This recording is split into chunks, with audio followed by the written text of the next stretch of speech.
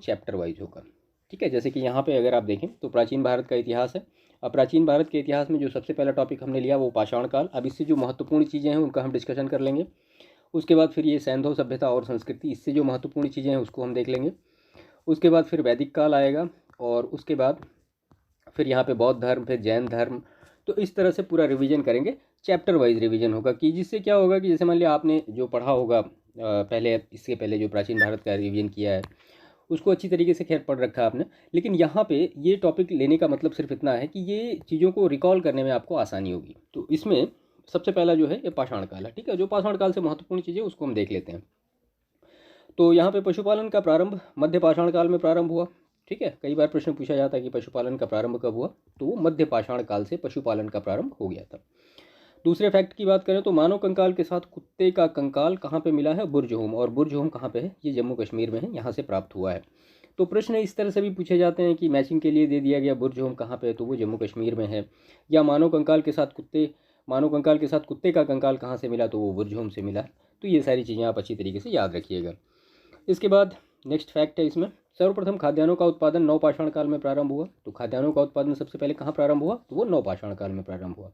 ठीक है, इसके बाद भारतीय उपमहाद्वीप में कृषि के प्राचीनतम साक्ष्य वाले स्थल कौन कौन से हैं, कई बार प्रश्न पूछा गया। तो लहुरा देव से क्या मिला है, चावल के साक्ष्य मिले हैं, और मेहरगढ़ से जो है ये गेहूं के साक्ष्य मिले हैं। तो सबसे पुराना चावल का साक्ष्य कहाँ से मिला, वो लहुरा देव से, और उसके बाद फिर गेहूं का साक्ष्य कहाँ से मिला, मेहरगढ़ से। इसको याद रखिएगा। मेहरगढ़ कहाँ पे है, तो वो बलूचिस्तान में है। से पाषाण संस्कृति से लेकर हड़प्पा सभ्यता तक के सांस्कृतिक अवशेष प्राप्त हुए हैं। ठीक है, कहाँ पे, तो मेहरगढ़ में, जो कि बलूचिस्तान में है। यहाँ पे पाषाण संस्कृति से लेकर और हड़प्पा सभ्यता तक के सांस्कृतिक अवशेष प्राप्त हुए हैं। सिर्फ एक जगह कौन सी है, वो मेहरगढ़ बलूचिस्तान है। भारतीय पुरातत्व सर्वेक्षण संस्कृति मंत्रालय के अंतर्गत एक अधीन विभाग है। तो भारतीय पुरातत्व सर्वेक्षण किस मंत्रालय के अधीन आता है, तो वो संस्कृति मंत्रालय के अधीन आता है। इसके बाद अगर दूसरे चैप्टर की बात करें जो कि महत्वपूर्ण है, सैंधव सभ्यता एवं संस्कृति। तो सैंधव सभ्यता आद्य ऐतिहासिक काल की सभ्यता है। ठीक है, सैंधव सभ्यता कैसी है, तो आद्य ऐतिहासिक काल की सभ्यता है। देखिए इसमें डिस्कशन और भी हो सकता है, लेकिन मैं यहाँ पे सिर्फ जो यहाँ पे हमने नोट किया उन्हीं सारी चीज़ों को पढ़ रहा हूँ, क्योंकि इससे आपको रिकॉल करने में आसानी होगी। जाहिर सी बात है, आपने पहले पढ़ के रखा होगा तो वो सारी चीज़ें आपको थोड़ा माइंड में रिकॉल होंगी। सिंधु घाटी की सभ्यता आर्यों से पूर्व की सभ्यता है। ठीक है, तो सिंधु घाटी की सभ्यता कैसी है, तो आर्यों से पूर्व की सभ्यता है वो। इसके बाद पुरातात्विक अन्वेषण हड़प्पा संस्कृति की जानकारी का प्रमुख स्रोत है। तो हड़प्पा जानकारी की अगर प्रमुख स्रोत देखा जाए क्या है, तो वो पुरातात्विक अन्वेषण। इसके बाद नेक्स्ट फैक्ट है, तो हड़प्पा वासियों को किस किस चीज़ की जानकारी थी, तांबा, कांसा, स्वर्ण और चांदी। इन 4 धातुओं की उनको जानकारी थी, किसकी, हड़प्पा वासियों को। ठीक है, हड़प्पावासी चांदी मुख्यतः कहाँ से लेते थे, तो राजस्थान की जावर खान से प्राप्त करते थे। और चांदी के लिए अन्य मुख्य स्रोत अफगानिस्तान और ईरान में स्थित थे। तो हड़प्पावासी चांदी मुख्यतः कहाँ से प्राप्त करते थे, तो वो राजस्थान की जावर खान से, याद रखिएगा। हड़प्पा निवासी मिट्टी के बर्तनों का व्यापक पैमाने पर निर्माण करते थे। इसके बाद नेक्स्ट प्रश्न है, बनवाली से पक्की मिट्टी की बनी हुई हल की प्रतिकीर्ति मिली है। ठीक है, तो पक्की मिट्टी की बनी हुई हल की प्रतिकीर्ति कहाँ से मिली है, तो वो बनवाली से मिली है। इसके बाद सिंधु सभ्यता के महान स्नानागार के साक्ष्य कहाँ से प्राप्त हुए, तो वो मोहनजोदड़ो से प्राप्त हुए हैं। और सिंधु घाटी सभ्यता की प्रमुख विशेषता क्या है, तो वहाँ का नगर नियोजन है सिंधु घाटी सभ्यता का। हड़प्पा और मोहनजोदड़ो सिंधु घाटी सभ्यता के 2 प्रमुख नगर हैं। कौन कौन, हड़प्पा और मोहनजोदड़ो। हड़प्पा नामक पूरा स्थल सर्वप्रथम ज्ञात होने के कारण इस सभ्यता को हड़प्पा सभ्यता के भी नाम से जाना जाता है। यानी हड़प्पा नामक स्थान पे या हड़प्पा नामक जगह पे ये मिला, इस वजह से इसको हड़प्पा सभ्यता के भी नाम से जाना जाता है। इसके बाद अगर नेक्स्ट फैक्ट हम देखें, तो सिंधु घाटी सभ्यता का लोथल नामक पूरा स्थल गुजरात के अहमदाबाद जिले में किस नदी के तट पर है, भोगवा नदी के तट पर। तो लोथल क्या है, एक डकयार्ड भी है। तो लोथल किस नदी के तट पर है, भोगवा नदी के तट पर है। कहाँ पर है, गुजरात में है। गुजरात में किस जिले में है, तो वो अहमदाबाद जिले में। ये सारी चीज़ें अच्छी तरह से क्लियर रखिएगा। लोथल से पत्तन या बंदरगाह के साक्ष्य मिले हैं। ठीक है, चन्हूदड़ो एकमात्र पुरा स्थल ऐसा है जहाँ से वक्राकार ईंटें प्राप्त हुई हैं। तो वक्राकार ईंटें कहाँ से प्राप्त हुई हैं, चन्हूदड़ो से। इसके बाद सिंधु सभ्यता की मोहरों पर सर्वाधिक अंकन एक श्रृंगी पशु का है, उसके बाद फिर कुबड़ वाले बैल का है। तो जो मोहरें हैं उस पर सबसे ज़्यादा अंकन किसका है, तो एक श्रृंगी पशु का है, उसके बाद फिर कुबड़ वाले बैल का है। सर्वप्रथम मानव द्वारा तांबा धातु का प्रयोग किया गया है। तो मानव द्वारा सबसे पहले किस धातु का प्रयोग किया गया, तो वो तांबा का। मिस्र की सभ्यता का विकास नील नदी की घाटी में हुआ है और मिस्र को नील नदी का उपहार कहा जाता है। इसके बाद नेक्स्ट फैक्ट है, सिंधु सभ्यता के लोग मुख्यतः मातृ देवी एवं पशुपति शिव की पूजा करते थे। तो वो मातृ देवी और पशुपति शिव की पूजा करते थे। इसके बाद ये प्रमुख धातु और उनकी प्राप्ति स्थल हैं, कौन कौन से हैं देख लेते हैं। तो इसमें सबसे पहले है तांबा। तांबा कहाँ से मिलता था, तो खेतड़ी राजस्थान और बलूचिस्तान से। लाजवर्द कहाँ से मिलता था, तो बदख्शां या अफगानिस्तान से। फिरोजा टिन कहाँ से मिलता था, ईरान से। चांदी कहाँ से, तो राजस्थान की जावर और अजमेर की खानों से। अफगानिस्तान और ईरान से भी मिलता था। शीशा कहाँ से मिलता था, तो अफगानिस्तान से। शिलाजीत हिमालय से। और गोमेद गुजरात से मिलता था। तो इनके बारे में थोड़ा याद रखिएगा आप। इसके बाद फिर नेक्स्ट टॉपिक है वैदिक काल। तो आर्य संस्कृत भाषा का शब्द है जिसका शाब्दिक अर्थ क्या होता है, श्रेष्ठ या कुलीन। ऋग्वेद, यजुर्वेद तथा श्यामवेद को क्या कहा जाता है, वेद त्रयी या त्रयी कहा जाता है। वर्ण शब्द का सर्वप्रथम उल्लेख कहाँ मिलता है, तो वो ऋग्वेद में मिलता है। और प्रारंभ में हम 3 वर्णों का उल्लेख पाते हैं, कौन कौन से, तो ब्राह्मण, क्षत्रिय और वैश्य। शूद्र का उल्लेख बाद में आएगा। इसके बाद ऋग्वेद के 10वें मंडल के पुरुष सूक्त में सर्वप्रथम शूद्र शब्द का प्रयोग मिलता है। तो ऋग्वेद के किस मंडल में, 10वें मंडल में, 10वें मंडल के पुरुष सूक्त में। ऋग्वेद में चारों वर्णों की उत्पत्ति एक विराट पुरुष के विभिन्न अंगों से बताई गई है। ठीक है, ऋग्वेद में कुल 1928 सूक्त हैं, यहाँ पे छूट गया है, 1928 सूक्त हैं। और ऋग्वेद में कुल कितने मंडल हैं, 10 मंडल हैं। अथर्ववेद में क्या है, तो तंत्र मंत्र और वशीकरण के संदर्भ में ये पूरा डिटेल दिया गया है। इसके बाद उपनिषद दर्शन पर आधारित रचनाएं हैं। उपनिषद क्या है, उपनिषद मतलब दर्शन पर आधारित रचनाएं हैं। उपनिषद का अर्थ क्या होता है, शिष्य द्वारा ज्ञान प्राप्ति हेतु गुरु के समीप बैठना। किसका अर्थ होता है, उपनिषद का। इसके बाद नेक्स्ट फैक्ट है, तो सिंधु नदी का ऋग्वैदिक काल में महत्वपूर्ण स्थान था। इसका उल्लेख ऋग्वेद में सर्वाधिक बार हुआ है, सिंधु नदी का। और वरुण देवता को ऋग्वेद में नैतिक व्यवस्था का प्रधान माना गया है। बृहस्पति देवता को वैदिक देवताओं का पुरोहित माना गया है। और बाल गंगाधर तिलक ने आर्यों का आदि देश किसको माना है, तो उत्तरी ध्रुव को माना है। और वैदिक काल में किसकी प्रधानता थी, तो यज्ञ की प्रधानता थी। 10 राग युद्ध, ये क्रुद्ध लिखा गया यहाँ पे, गलत है। 10 राज युद्ध जो है वो 10 राजाओं का युद्ध जो था वो कहाँ पे लड़ा गया था, तो परुष्णी नदी यानी आधुनिक रावी नदी के किनारे इस पे लड़ा गया था। ऋग्वेद में उल्लेखित यौ है, ये यौ शब्द का तारतम्य जौ से स्थापित किया गया है। ठीक है, और वैदिक काल में सभा एवं समिति नामक 2 संस्थाएं राजा की निरंकुशता पर नियंत्रण रखती थी। सभा क्या थी, तो सभा कुलीन और वृद्ध मनुष्यों की संस्था थी। और समिति क्या थी, तो वो सर्वसाधारण की सभा होती थी। इसके बाद अथर्ववेद में सभा और समिति को प्रजापति की 2 पुत्रियां कहा गया है। इसके बाद ऋग्वेद में इंद्र का वर्णन, ऋग्वेद में इंद्र का वर्णन सर्वाधिक प्रतापी देवता के रूप में किया जाता है, जिनसे लगभग 250 सूक्त समर्पित हैं। और वैदिक काल में जीविकोपार्जन हेतु वेद वेदांग पढ़ाने वाला अध्यापक क्या कहलाता था, तो उसको उपाध्याय कहा जाता था।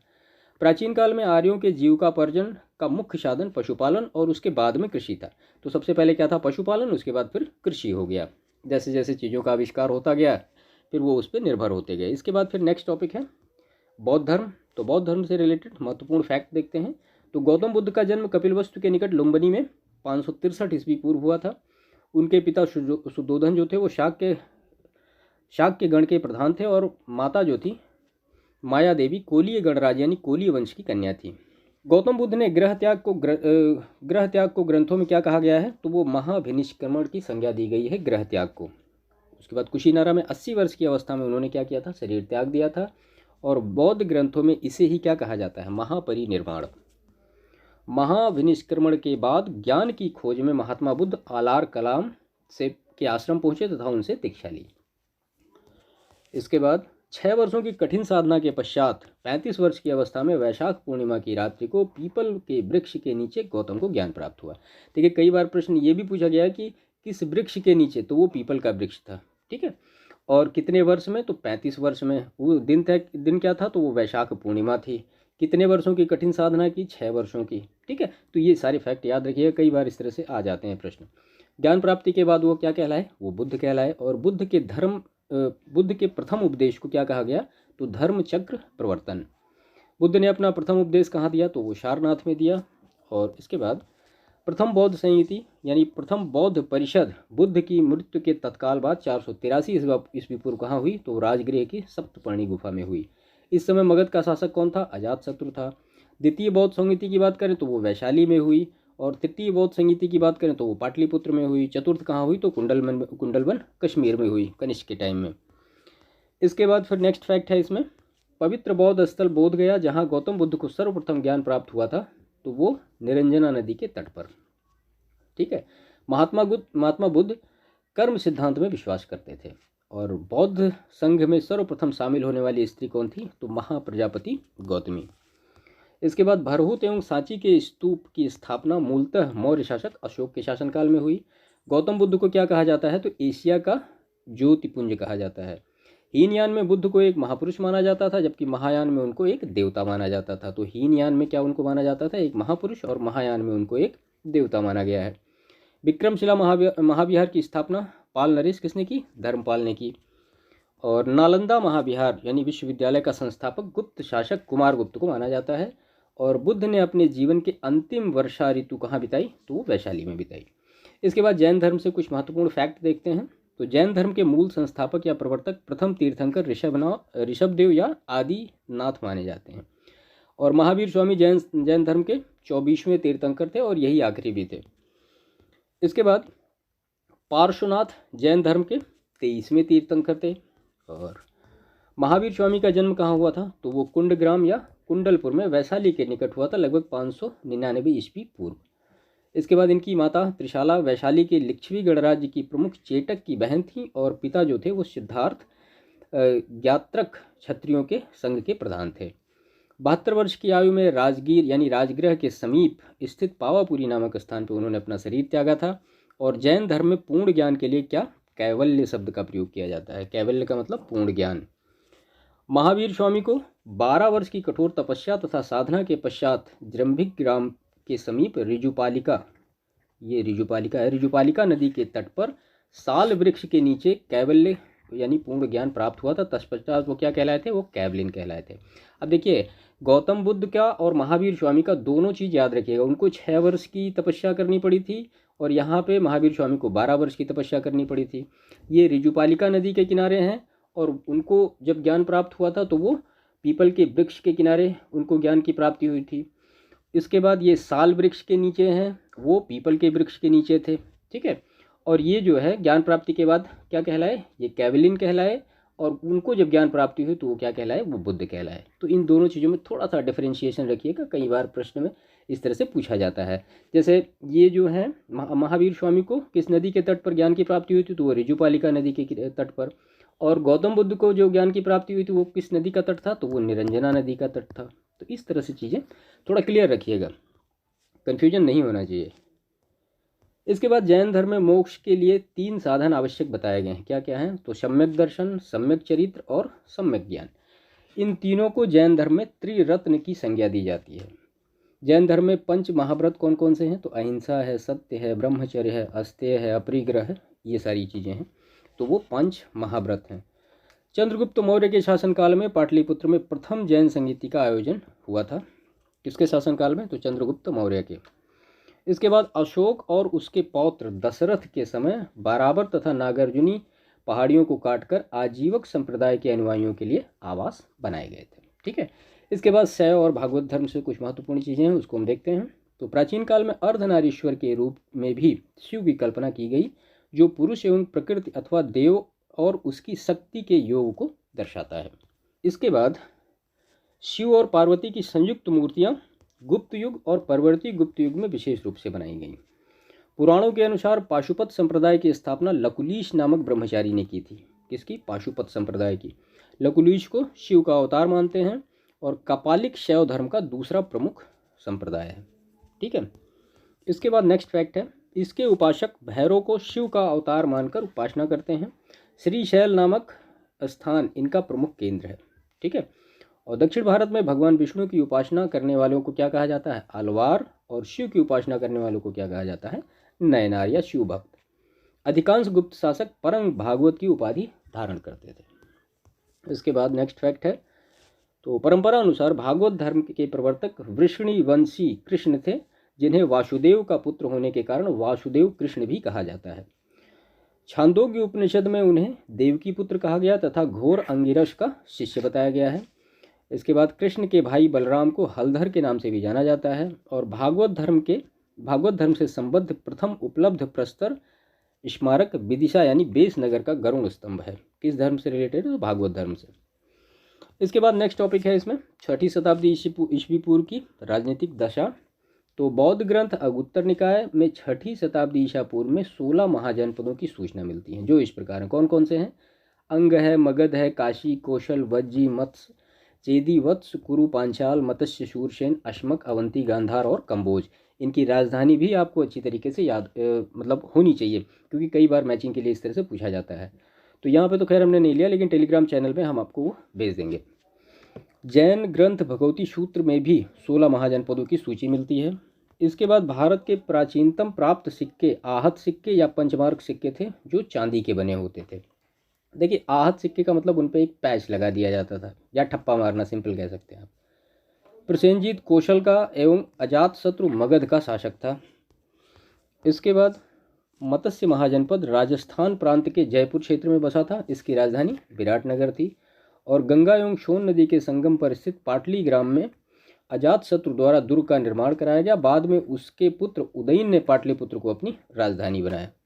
उदयन ने मगध साम्राज्य की राजधानी राजगृह से पाटलिपुत्र स्थानांतरित की। और मौर्यों के समय पाटलिपुत्र बौद्धों का एक बड़ा केंद्र बन गया था। उदयन वासुदत्ता की दंत कथा कहाँ से संबंधित है? तो वो उज्जैन से संबंधित है। और मगध साम्राज्य की महत्ता का वास्तविक संस्थापक बिंबिसार लगभग 544 ईस्वी पूर्व से लेकर 492 ईस्वी पूर्व तक था। गौतम बुद्ध के समय प्रसिद्ध वैद्य जीवक बिंबिसार के दरबार में रहते थे। इसके बाद बिंबिसार ने अपने राजवैद्य जीवक को अवंती नरेश चंड प्रद्योत के राज्य में चिकित्सा सेवा के लिए भेजा था। बुद्ध काल में गंगा घाटी में कई गणराज्यों के अस्तित्व के प्रमाण मिलते हैं, जो इस प्रकार हैं। कौन कौन से हैं देख लेते हैं। तो पहला, कपिलवस्तु के शाक्य, सुमसुमारगिरी के भग, अलकप के बुली, केशपुत्र के कालाम, रामगाम के कोलिये, कुशीनारा के मल्ल, पावा के मल्ल, पिपलीवन के मौर्य, वैशाली के लिच्छवी और मिथिला के विदेह। तो इनके बारे में आप याद रखिएगा।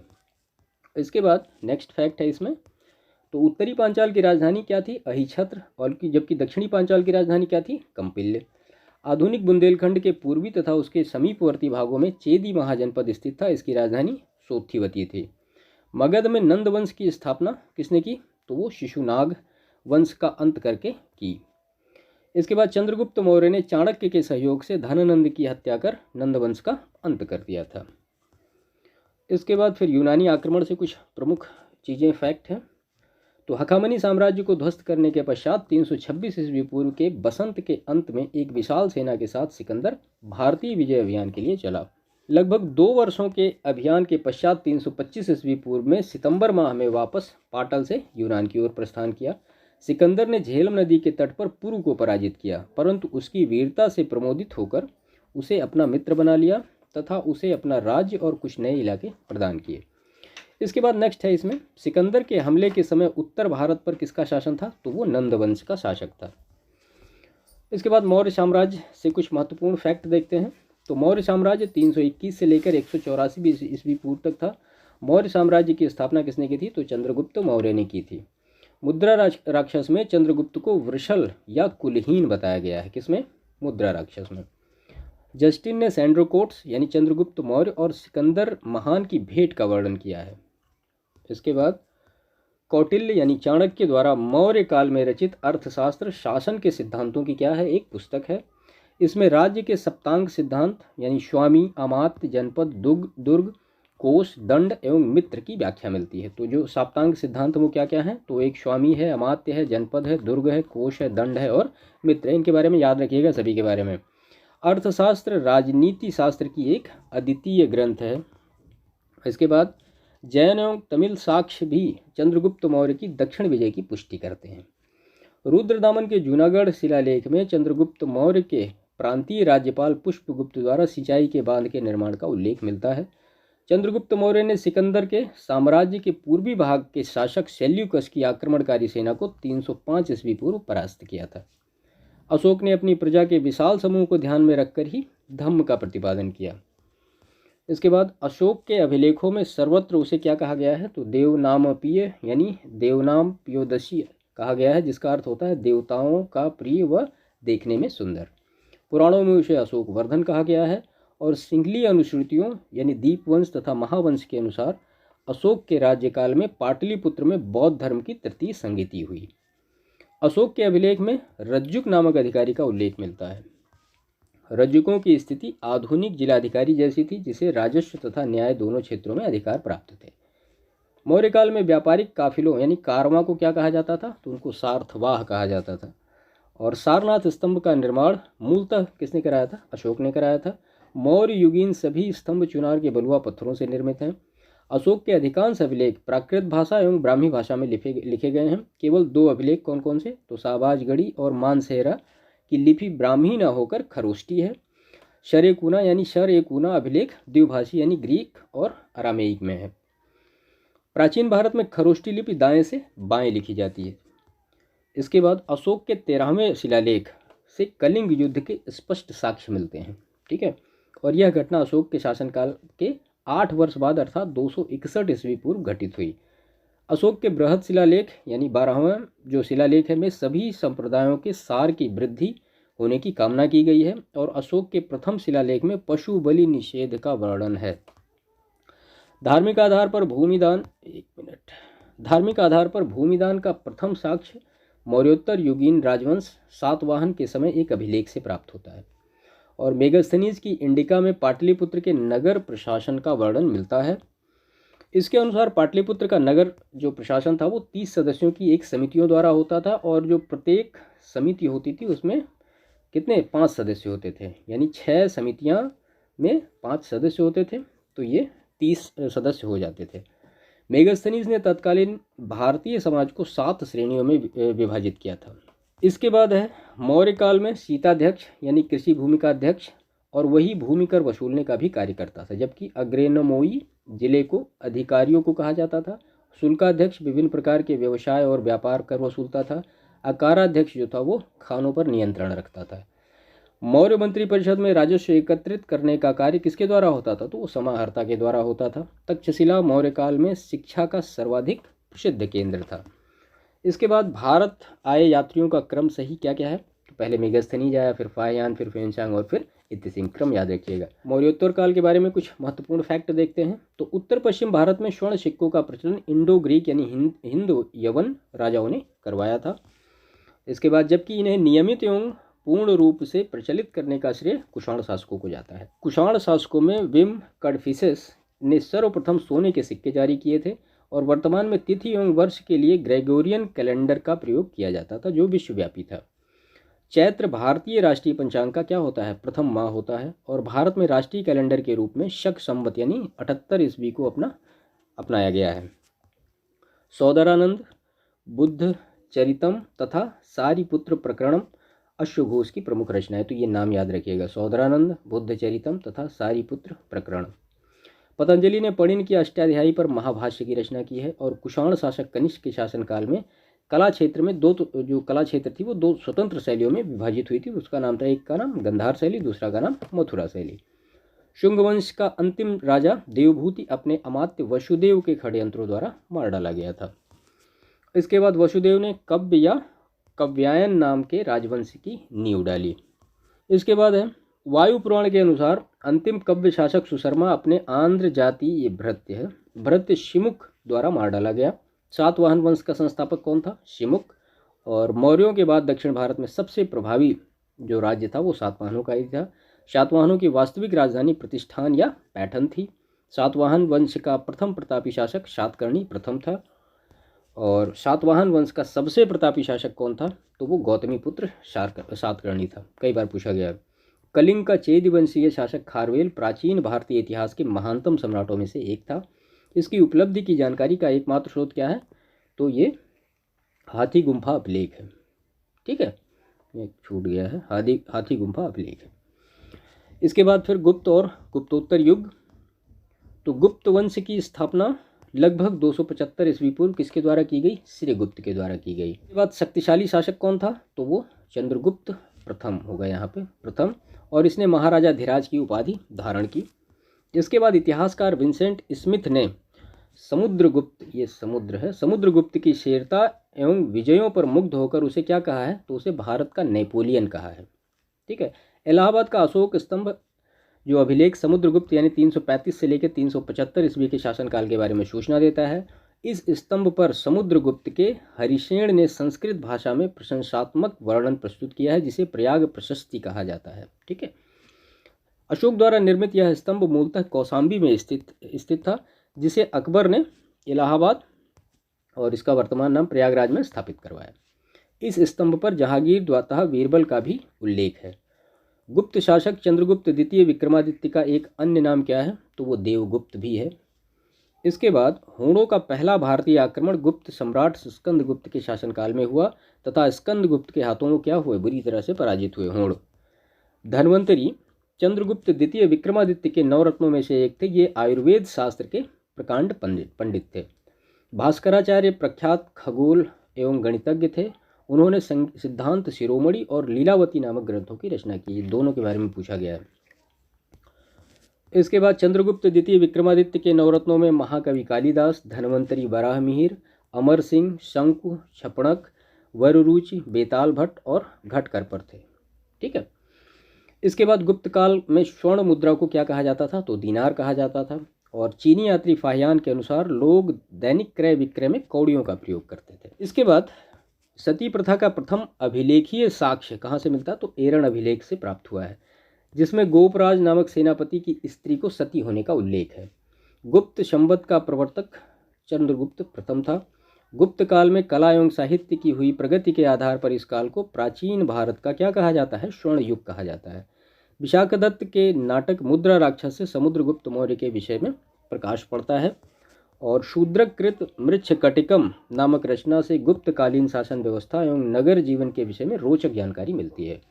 भारतीय दर्शन में चार्वाक दर्शन जड़वादी या भौतिकवादी विचारधारा के पोषक हैं। राष्ट्रकूट वंश की स्थापना 736 ईस्वी पूर्व में किसने की थी? तो वो दंती दुर्ग ने की थी। उसने मान्यखेत को अपनी राजधानी बनाई। मौखरी वंश के शासकों ने अपनी राजधानी कन्नौज को बनाया। हर्ष के समय की विस्तृत सूचना इसके दरबारी कवि कौन था? बाण भट्ट की कृति हर्षचरित से प्राप्त होती है। इससे जुड़ी कुछ सूचनाएं कल्हण कृत रजत रंगड़ी में भी मिलती हैं। चीनी स्रोतों से पता चलता है कि हर्ष एवं राजश्री दोनों एक साथ कन्नौज के राज सिंहासन पर बैठते थे। इसके बाद हर्ष ने अपनी राजधानी थानेश्वर से कहाँ स्थानांतरित की? कन्नौज। और नर्मदा नदी के तट पर पुलकेशन द्वितीय ने हर्ष को पराजित किया था। पुलकेशन द्वितीय की एहोल प्रशस्ति एवं होनशांग का विवरण इस युद्ध के साक्ष्य हैं।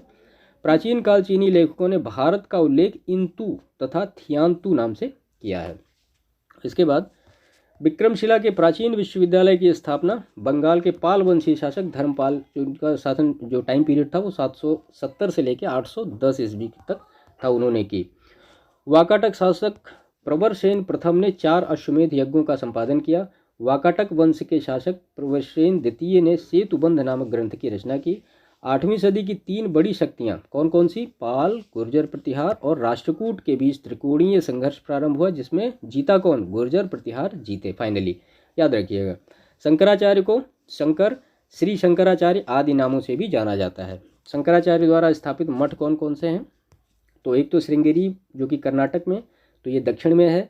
पश्चिम की बात करें तो द्वारिका गुजरात में है। पूर्व की बात करें तो पुरी उड़ीसा में है। और उत्तर में बात करें तो ये ज्योतिर्मठ जोशीमठ उत्तराखंड में है। पुलकेशिन द्वितीय की ऐहोल अभिलेख से संस्कृत के महान कवि और नाटककार कालिदास का उल्लेख है। इसके बाद प्राचीन भारत में स्थापत्य कला से कुछ महत्वपूर्ण फैक्ट देखते हैं।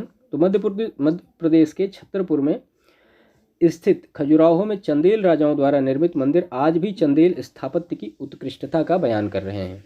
खजुराहो के मंदिरों का निर्माण शैली क्या है? तो वो नागर है। इसके बाद दशावतार मंदिर जो कि देवगढ़ ललितपुर में है तथा यह मंदिर गुप्तकालीन है। माउंट आबू के दिलवाड़ा जैन मंदिर संगमरमर के बने हैं, जिनका निर्माण गुजरात के चालुक्य यानी सोलंकी वंश शासक भीमदेव प्रथम ने के सामंत बिमल शाह ने करवाया था। ठीक है, याद रखिएगा। एलिफेंटा के प्रसिद्ध गुफा मंदिरों का निर्माण राष्ट्रकूट शासकों द्वारा कराया गया। और इसके बाद है एलोरा का कैलाश मंदिर शैलकृत स्थापत्य उत्कृष्ट उदाहरण है। द्रविड़ शैली के इस विश्व प्रसिद्ध मंदिर का निर्माण राष्ट्रकूट शासक कृष्ण प्रथम ने करवाया था। पश्चिम भारत में प्राचीनतम शैलकृत गुफाएं एलोरा और अजंता की हैं। अजंता की गुफा संख्या 16 में उत्कीर्ण मरणासन राजकुमारी का चित्र अति प्रशंसनीय है। और कोणार्क के विशाल सूर्यदेव का मंदिर नरसिंह देव वर्मन प्रथम ने करवाया था। ये याद रखिएगा, कोणार्क के विशाल सूर्यदेव का मंदिर किसने बनवाया था? तो नरसिंह देव वर्मन प्रथम ने। कोणार्क के सूर्यमंडल को क्या कहा जाता है? तो ब्लैक पैगोडा या काला पैगोडा कहा जाता है। लिंगराज मंदिर का निर्माण ओडिशा के भुवनेश्वर में स्थित है। और बोरोबुदुर का प्रख्यात स्तूप इंडोनेशिया के जावा द्वीप पर स्थित है। महाबलीपुरम में रथ मंदिरों का निर्माण पल्लव शासक नरसिंह वर्मन प्रथम द्वारा करवाया गया। इन मंदिरों में द्रौपदी रथ जो है वो सबसे छोटा है। इसके बाद नागर, द्रविड़ तथा बेसर भारतीय मंदिर वास्तुकला की 3 प्रमुख शैलियां हैं। द्रविड़ शैली का प्रसार दक्षिण भारत में विशेषकर कृष्णा नदी एवं कुमारी अंतरीप तक फैला हुआ है। इसके बाद बेसर शैली का विकास नागर एवं द्रविड़ शैलियों के मिश्रण से हुआ है, याद रखिएगा। इसके बाद फिर दक्षिण भारत का जो कुछ महत्वपूर्ण फैक्ट है इनको हम देख लेते हैं। तो संगम का तात्पर्य क्या है? तो वो कवियों की उद्गोष्ठी है। दक्षिण भारत में ये आर्यीकरण है। दक्षिण भारत के आर्यीकरण का श्रेय किसको दिया जाता है? तो महर्षि अगस्त्य को दिया जाता है। तोलकप्पियम द्वितीय संगम का प्राचीनतम ग्रंथ है। इसके प्रणयनकर्ता कौन है? तोलकप्पियर हैं। इसके बाद शिल्पाधिकारम का लेखक कौन है? तो इलिंगो अडिगल। और तिरुकुरल तमिल भाषा में रचित एक काव्य रचना है। तोलकप्पियम तमिल भाषा के व्याकरण की एक क्या है? पुस्तक है। और कुरल तमिल साहित्य का बाइबिल तथा लघु वेद माना जाता है। किसको? कुरल को। पुलकेशन द्वितीय वातापी के चालुक्य वंश के शासकों में सर्वाधिक योग्य तथा शक्तिशाली था। कौन? पुलकेशन द्वितीय। वातापी के चालुक्य राजवंश का वास्तविक संस्थापक पुलकेशन प्रथम था। और भारतीय काली मिर्च यूनानियों एवं रोमवासियों को बहुत प्रिय थी, इसलिए प्राचीन संस्कृत ग्रंथों में इसे क्या कहा गया है? यवन प्रिय। किसको? तो काली मिर्च को। पांड्य राजा को अलाउद्दीन खिलजी के सेनानायक मलिक काफूर ने अपनी दक्षिण विजय के दौरान पराजित किया था। इसका स्पष्ट विवरण अमीर खुसरो द्वारा प्रसिद्ध कृति खजाइन उल फुतूह में मिलता है। उसके बाद संगम युग में उरैयूर क्या था? सूती वस्त्रों का प्रमुख केंद्र था। इसका विवरण कहाँ मिलता है? तो पेरिप्लस ऑफ द एरिथ्रियन सी में मिलता है। ये एक बुक है, इसके लेखक का नाम नहीं पता। इसके बाद कदम्ब राजाओं की राजधानी क्या थी? तो कदम्ब राजाओं की राजधानी क्या थी? बनवासी। और इस राजवंश की स्थापना किसने की थी? तो सुशर्मन ने की थी। इसके बाद साहित्य और साहित्यकार से कुछ महत्वपूर्ण प्रश्न देख लेते हैं, वो महत्वपूर्ण फैक्ट देख लेते हैं जो कि परीक्षाओं में पूछे गए हैं। तो यूनानी लेखक हेरोडोटस को क्या कहा जाता है? तो फादर ऑफ हिस्ट्री यानी इतिहास का पिता कहा जाता है। तो पणिनि क्या थे? एक व्याकरणाचार्य थे। तो नंद वंश के शासक महापद्म नंद के ये मित्र थे। और अष्टाध्यायी क्या है? उनकी प्रसिद्ध कृति है। बरहमिहिर गुप्त युगीन खगोल शास्त्री थे। उसके बाद फिर बृहद जातक, पंच सिद्धांतिका, बृहद संहिता आदि इनके प्रमुख ग्रंथ हैं। उसके बाद फिर नेक्स्ट है, ये पाली है। पाली भाषा में बौद्ध भिक्षु नागसेन द्वारा लिखित मिलिंद पन्हों में नागसेन एवं हिंद यवन शासकों जो कि मिनेंडर के बीच वार्तालाप का वर्णन मिलता है। इसके बाद कश्मीर के हिंदू राज्य का इतिहास हमें कल्हड़ की रजत रंगिड़ी से प्राप्त होता है। और इस ग्रंथ की रचना कल्हड़ ने राजा जय सिंह, जिनका टाइम पीरियड था 1128 से 1149 के शासनकाल में, किया था। गीत गोविंद के रचयिता जयदेव जो थे, ये बंगाल के अंतिम सेन शासक लक्ष्मण सेन के आश्रित कवि थे। प्राचीन भारतीय पुस्तक पंचतंत्र के मूल लेखक कौन माने जाते हैं? तो वो विष्णु शर्मा माने जाते हैं। शूद्रक ने प्रसिद्ध नाटक मृच्छकटिकम की रचना की। और 10 कुमार चरितम के रचनाकार कौन थे? तो वो दंडी थे। इसके बाद फिर पूर्व मध्यकाल जो कि 800 से लेकर 1200 ईस्वी तक का, ये भी प्राचीन भारत के इतिहास का ही पार्ट है। इसमें कुछ महत्वपूर्ण फैक्ट देख लेते हैं। तो पृथ्वीराज चौहान ने तराइन के प्रथम युद्ध में मोहम्मद गोरी को पराजित किया था, परंतु 1192 ईस्वी में तराइन के द्वितीय युद्ध में उसकी पराजय हुई थी। पाल वंशी शासक देवपाल जो था वो बौद्ध मतानुयायी था। आल्हा उदल महोबा से संबंधित थे। ये चंदेल शासक परमारिदेव के सेनानायक थे। इसके बाद चंदेलों एवं चाहमानों के इस संघर्ष का उल्लेख चंद्रबरदाई कृत पृथ्वीराज रासो एवं जगनिक कृत परमाल रासो के आलाखंड से प्राप्त होता है। जेजाक भुक्ति, ये भुक्ति है, जेजाक भुक्ति बुंदेलखंड का प्राचीन नाम है। चंदेल वंश के संस्थापक कौन? नन्हू के पौत्र जय सिंह या जेजा के नाम पर यह प्रदेश जेजाक भुक्ति कहलाया। प्रतिहार वंश का महानतम शासक कौन था? तो वो मिहिर भोज। और विज्ञानेश्वर की याज्ञवल्क्य की स्मृति पर मिताक्षरा शीर्षक से टीका ग्रंथ लिखा गया है। जीमूतवाहन ने दाय भाग नामक ग्रंथ की रचना की है। पाल वंश का संस्थापक कौन था? गोपाल था। धर्मपाल भी इसी वंश का शासक था जिसने कि विक्रमशिला विश्वविद्यालय का निर्माण कराया था। गुफाओं के शैल चित्र भीमबेटका से प्राप्त हुए हैं। इसके बाद सिंधु घाटी सभ्यता कैसी थी? तो वो नगरीय थी। वैदिक सभ्यता कैसी थी? तो वो ग्रामीण थी। बहुत कन्फ्यूजन होता है इसमें। सिंधु घाटी सभ्यता नगरीय, वैदिक सभ्यता ग्रामीण। मूर्ति पूजा का प्रारंभ पूर्व आर्यकाल से माना जाता है। कालीबंगा से जुते हुए खेत के साक्ष्य मिले हैं। वेदों में सर्वाधिक प्राचीन वेद कौन सा है? तो वो ऋग्वेद है। अथर्ववेद में औषधियों से संबंधित डिटेल दी गई है। यज्ञ संबंधी विधि विधानों का पता किससे चलता है? यजुर्वेद से चलता है। कठोपनिषद में यम और नचिकेता का संवाद उल्लेखित है। शतपथ ब्राह्मण यजुर्वेद का ब्राह्मण है। गोत्र शब्द का सर्वप्रथम उल्लेख कहाँ हुआ है? तो वो ऋग्वेद में हुआ। गायत्री मंत्र ऋग्वेद से उल्लेखित है। पुराणों की संख्या कितनी है? तो वो है 18। श्रीमद् भागवत गीता महाभारत का एक भाग है। सत्यमेव जयते शब्द किससे लिया गया है? तो वो मुंडकोपनिषद से लिया गया है। ऋग्वेद की मूल लिपि क्या है? ब्राह्मी है। गौतम बुद्ध के बचपन का नाम सिद्धार्थ है।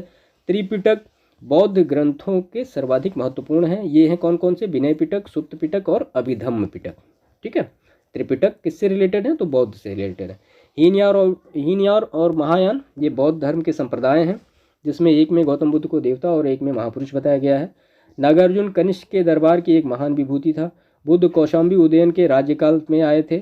आलार कलाम कौन थे? तो वो बुद्ध के गुरु थे। जैन धर्म के कुल 24 तीर्थंकर हुए। स्थूलभद्र के अनुयायी क्या कहलाए? श्वेतांबर। और भद्रबाहु के अनुयायी क्या कहलाए? दिगंबर कहलाए। ऋग्वेद में शिव का नाम किससे मिलता है? तो वो रुद्र मिलता है। इसके बाद विष्णु का वाहन गरुड़ गुप्तों का राज्य चिन्ह था। रामायण के रचयिता कौन थे? तो वो वाल्मीकि। उदयन कहाँ का राजा था? तो वो वत्स महाजनपद का राजा था।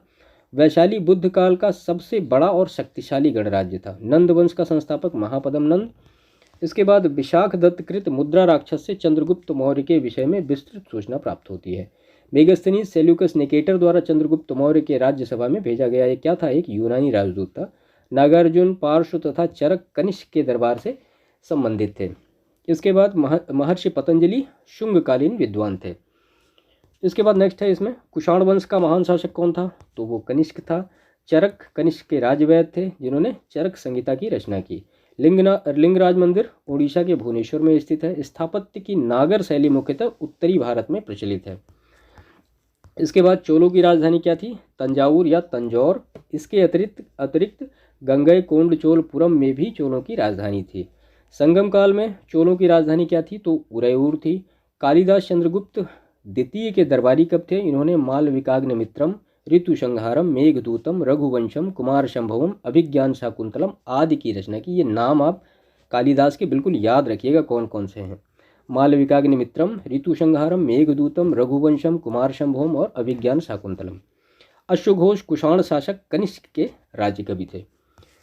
शक संवत 78 ईस्वी से आरंभ हुआ और गुप्त संवत 319 ईस्वी से आरंभ हुआ। तो ये दोनों फैक्ट आप अच्छी तरीके से याद रखिएगा। मध्यकालीन भारत में तो भारत पर मुस्लिम आक्रमण, इसमें सबसे पहला फैक्ट है मक्का सऊदी अरब में स्थित है। यहीं इस्लाम धर्म के प्रवर्तक हजरत मोहम्मद का जन्म हुआ था। ठीक है। और फारसी ग्रंथ कौन सा है? चचनामा से अरबों द्वारा सिंध विजय की जानकारी मिलती है। तो चचनामा के बारे में याद रखिएगा। इससे क्या होता है? अरबों द्वारा सिंध विजय की जानकारी मिलती है। इसके बाद महमूद गजनवी का दरबारी इतिहासकार कौन था? तो वो उतबी था। इसका नाम भी याद रखिएगा। उसने किताबुल यामिनी तथा तारीख यामिनी नामक ग्रंथों की रचना की थी। किताबुल यामिनी, तारीख यामिनी किसकी रचना है? तो वो उतबी की रचना है। उतबी कौन थे? तो वो महमूद गजनवी का इतिहासकार था। अल बरूनी ने अरबी भाषा में तहकीक हिंद अथवा किताबुल हिंद की रचना की। ठीक है। किताबुल हिंद से तत्कालीन भारत की सामाजिक सांस्कृतिक स्थिति की जानकारी मिलती है। पुराणों का अध्ययन करने वाला प्रथम मुसलमान कौन था? तो वो अल बरूनी था। ठीक है। संस्कृत मुद्रालेख के साथ चांदी के सिक्के महमूद गजनवी ने जारी किए थे। इसके बाद दिल्ली सल्तनत में सबसे पहला हम देखते हैं गुलाम वंश, और जितने भी आते हैं जैसे गुलाम है, फिर खिलजी है, फिर तुगलक है, ऐसे सारे 1 बाय 1 देख लेते हैं यहाँ पे। तो दिल्ली सल्तनत में गुलाम वंश का, तो इसमें गुलाम वंश का संस्थापक कौन? तो वो कुतुबुद्दीन ऐबक। और भारत में गुलाम वंश का प्रथम शासक कौन? तो कुतुबुद्दीन ऐबक। इसका टाइम पीरियड 1206 से लेकर 1210 तक का। वह कुरान ख्वां यानी कुरान का पाठ करने वाले के नाम से प्रसिद्ध था। कौन? कुतुबुद्दीन ऐबक। ऐबक की राजधानी कहाँ थी? तो वो लाहौर थी। ऐबक ने कभी सुल्तान की उपाधि धारण नहीं की। ठीक है। इसके बाद देखिए, इसमें डिस्कशन चाहें तो और बहुत सारे हो सकते हैं, लेकिन यहाँ पे हम इसको सिर्फ यहीं तक सीमित रखते हैं, क्योंकि अगर ज़्यादा बढ़ाएंगे तो फिर मतलब ये जो सेशन होगा वो काफ़ी लंबा हो जाएगा। इसके बाद है, उदारता के कारण उसे क्या कहा जाता था? लाख बख्श। लाख बख्श का मतलब लाखों का दान देने वाले के नाम से उसको पुकारा गया। किसको? कुतुबुद्दीन ऐबक को। ऐबक ने दिल्ली में कुव्वतुल इस्लाम और अजमेर में 2.5 दिन का झोपड़ा नामक मस्जिदों का निर्माण कराया था। उसने दिल्ली में स्थित कुतुब मीनार का निर्माण कार्य प्रारंभ किया, जिसे किसने पूरा किया? इल्तुतमिश ने पूरा किया था। सुल्तान कुतुबुद्दीन ऐबक की मृत्यु कैसे हुई? तो चौगान खेलते समय, यानी आधुनिक पोलो जैसा होता है वैसे ही चौगान, एक खेल में घोड़े से गिरने के दौरान कब हुई? 1210 में हुई। और दिल्ली का पहला सुल्तान कौन? तो वो इल्तुतमिश था। तो कुतुबुद्दीन ऐबक जिसने क्या कहते हैं, गुलाम वंश की स्थापना की, लेकिन वो सुल्तान की पदवी कभी धारण नहीं किया, और पहला जो सुल्तान बना वो इल्तुतमिश बना। इल्तुतमिश ने ही भारत में सल्तनत काल में सर्वप्रथम शुद्ध अरबी के सिक्के चलाए। इसके बाद सल्तनत युग के 2 महत्वपूर्ण सिक्के कौन कौन से हैं? तो चांदी का टंका जो कि 175 ग्रेन का, और तांबे का जीतल इल्तुतमिश ने आरंभ किया था। 1229 ईस्वी में इल्तुतमिश को बगदाद के खलीफा से खिलहत का प्रमाण पत्र प्रदान हुआ था। खिलहत का मतलब एक सर्टिफिकेट मिलता था, एक उसमें डंडा मिलता था, एक रूल मिलता था और एक ड्रेस मिलती थी। ये तीनों चीज़ मिलती थी, इसी को खिलहत कहते थे। मध्यकालीन भारत की प्रथम महिला शासिका रजिया सुल्तान का टाइम पीरियड 1236 से लेकर 1240 तक का। रजिया बेगम को सत्ताच्युत करने में किसका हाथ था? तो वो तुर्कों का हाथ था। 1249 ईस्वी में बलबन ने अपनी पुत्री का विवाह सुल्तान नासिरुद्दीन से किया था। इस अवसर पर उसे उलूग खां की उपाधि और नायब मामलिकात का पद दिया गया था। बलबन ने कौन सी नीति अपनाई थी? तो रक्त और लौह की नीति अपनाई थी। एक और पूछा जा गया एक दो बार, रक्त और तलवार की नीति किसने चलाई थी? ठीक है, तो रक्त और लौह की नीति तो बलबन ने अपनाई, और रक्त और तलवार की नीति किसने अपनाई? तो इसके बारे में अभी हम आगे देखते हैं। इसके बाद बलबन ने राजत्व सिद्धांत की 2 मुख्य विशेषताएं थी। कौन थी? प्रथम, सुल्तान का पद ईश्वर के द्वारा प्रदत्त होता है, और दूसरा क्या था इसका? कि सुल्तान का निरंकुश होना आवश्यक है। ठीक है, ये दोनों किसके राजत्व के सिद्धांत थे? तो ये बलबन के थे। उसने सुल्तान को धरती पर ईश्वर का प्रतिनिधि यानी नियामत खुदाई माना था। उसके अनुसार सुल्तान जिल्ले इलाही अर्थात ईश्वर का प्रतिबिंब है। ये सारी बातें बलबन के अकॉर्डिंग हो रही है। उसके बाद बलबन ने ईरानी बादशाहों के कई परंपराओं को अपने दरबार में आरंभ किया। उसने सिजदा का मतलब होता है भूमि पर लेटकर अभिवादन करना, और पाबोस यानी सुल्तान के चरणों को चूमना की रीतियों का आरंभ किया। उसने अपने दरबार में प्रतिवर्ष फारसी त्यौहार नौरोज बड़ी शान शौकत से के साथ मनाने की प्रथा का आरंभ किया। मंगोलों से मुकाबला करने के लिए बलबन में एक सैन्य विभाग, उसका नाम क्या है? तो दीवाने अर्ज की स्थापना की। तो दीवाने अर्ज क्या है? एक सैन्य विभाग है। किसने स्थापना की? तो वो बलबन ने की। इसके बाद भारत में सुल्तान इल्तुतमिश ने इक्ता व्यवस्था प्रारंभ की। किसने? इल्तुतमिश ने। इसके बाद फिर नेक्स्ट खिलजी वंश के बारे में डिटेल देखते हैं। अलाउद्दीन जो था वो दिल्ली का पहला सुल्तान था जिसने धर्म पर राज्य का नियंत्रण स्थापित किया। उसके बाद अलाउद्दीन खिलजी ने सिकंदर ए सानी की उपाधि धारण की, और उसने अपने सिक्कों पर इसे अंकित करवाया। तो सिकंदर ए सानी की उपाधि किसकी है? तो अलाउद्दीन खिलजी की है। अलाउद्दीन ने रामचंद्र देव के प्रति सम्मानपूर्वक व्यवहार किया तथा उसे राय रायन की उपाधि दी। किसको? रामचंद्र देव को। उसके बाद मलिक काफूर को गुजरात विजय के दौरान अलाउद्दीन ने प्राप्त किया था। इसे क्या कहा जाता था? 1000 दिनारी, मलिक काफूर को। इसके बाद अलाउद्दीन पहला सुल्तान था जिसने भूमि की पैमाइश कराकर लगान वसूल करना आरंभ किया। अलाउद्दीन ने एक पृथक विभाग, कौन सा? तो दीवाने मुस्त खराज की स्थापना की। ये किसने की? अलाउद्दीन ने की। देखिए, ये मतलब अक्सर मैच करने के लिए आता है कि ये विभाग किसने बनाया, वो विभाग किसने बनाया, इस तरह से। अलाउद्दीन ने परंपरागत लगान अधिकारियों यानी खुद, मुकद्दम और चौधरी लगान वसूलने का अधिकार छीन लिया था। यानी इन तीनों लोगों से जो था वो लगान वसूलने का अधिकार किसने छीन लिया था? अलाउद्दीन ने। अलाउद्दीन ने मलिक काफूर को शाहना या बाजार का अधीक्षक नियुक्त किया था। तो शाहना का मतलब क्या होता है? बाजार का अधीक्षक। इसके बाद सल्तनतकालीन शासन अलाउद्दीन खिलजी ने सार्वजनिक वितरण प्रणाली प्रारंभ की। कई बार प्रश्न पूछा गया है कि बीटीएस किसने स्टार्ट किया? तो वो अलाउद्दीन खिलजी ने। अलाउद्दीन खिलजी द्वारा लगाए गए 2 नवीन कर कौन थे? एक था घरी कर जो कि घरों और झोपड़ियों पर लगाया जाता, दूसरा कौन सा? चराई कर जो कि दुधारू पशुओं पर लगाया जाता था। इसके बाद नेक्स्ट हम देखते हैं तुगलक वंश। तो तुगलक वंश में गयासुद्दीन तुगलक या गाजी मलिक तुगलक वंश का प्रथम शासक था। उसने तुगलक वंश की स्थापना की, गयासुद्दीन तुगलक ने। दिल्ली सल्तनत के सभी सुल्तानों में मोहम्मद बिन तुगलक, इसका टाइम पीरियड 1325 से लेकर 1351, सर्वाधिक विद्वान और शिक्षित शासक था। इसके बाद मोहम्मद बिन तुगलक ने कृषि की उन्नति के लिए एक नए विभाग दीवाने अमीर कोही की स्थापना की। किसने की? मोहम्मद बिन तुगलक ने। किस चीज़ के लिए? तो एग्रीकल्चर के लिए। मोहम्मद तुगलक के प्रयोगों में एक सबसे महत्वपूर्ण था क्या? तो राजधानी दिल्ली से दौलताबाद ले जाना। बरनी मोहम्मद तुगलक की 5 मुख्य योजनाओं का एक विशेष रूप से उल्लेख करता है। तो पहला क्या है? दोआब कर में वृद्धि, दूसरा दौलताबाद को राजधानी बनाना, तीसरा सांकेतिक मुद्रा जारी करना, चौथा खुरासान पर आक्रमण और पांचवा कराचल की ओर अभियान। तो ये 5 जो योजनाएं थी किसकी थी? मोहम्मद तुगलक की थी। किसने बताया? ये बरनी ने बताया। देखिए, सांकेतिक मुद्रा जो जारी करने की बात है इसने अपनाया था, लेकिन अगर फर्स्ट टाइम पूछा जाए कि पूरे विश्व में सबसे पहले सांकेतिक मुद्रा किसने अपनाई, तो वो चीन में अपनाई गई थी। लेकिन यहाँ पे मोहम्मद तुगलक जो था ये असफल हुआ था, लेकिन चीन में इसका सफल प्रयोग हुआ था, याद रखिएगा। इसके बाद मोहम्मद बिन तुगलक ने इब्न बतूता को दिल्ली का काजी नियुक्त किया। बाद में 1342 ईस्वी में उसे सुल्तान का राजदूत बनाकर चीन भेजा। इब्न बतूता ने क्या लिखा है? तो किताबुल रेहला नामक अपनी पुस्तक में अपनी यात्रा का विवरण प्रस्तुत किया है। सल्तनत काल में डाक व्यवस्था का विस्तृत विवरण हमें कहाँ से मिलता है? तो इब्न बतूता के यात्रा वृत्तांत से प्राप्त होता है। इसके बाद दिल्ली के सुल्तानों में मोहम्मद बिन तुगलक प्रथम सुल्तान था जो हिंदुओं के त्योहारों, मुख्यतः होली में भाग लेता था। कौन? मोहम्मद बिन तुगलक।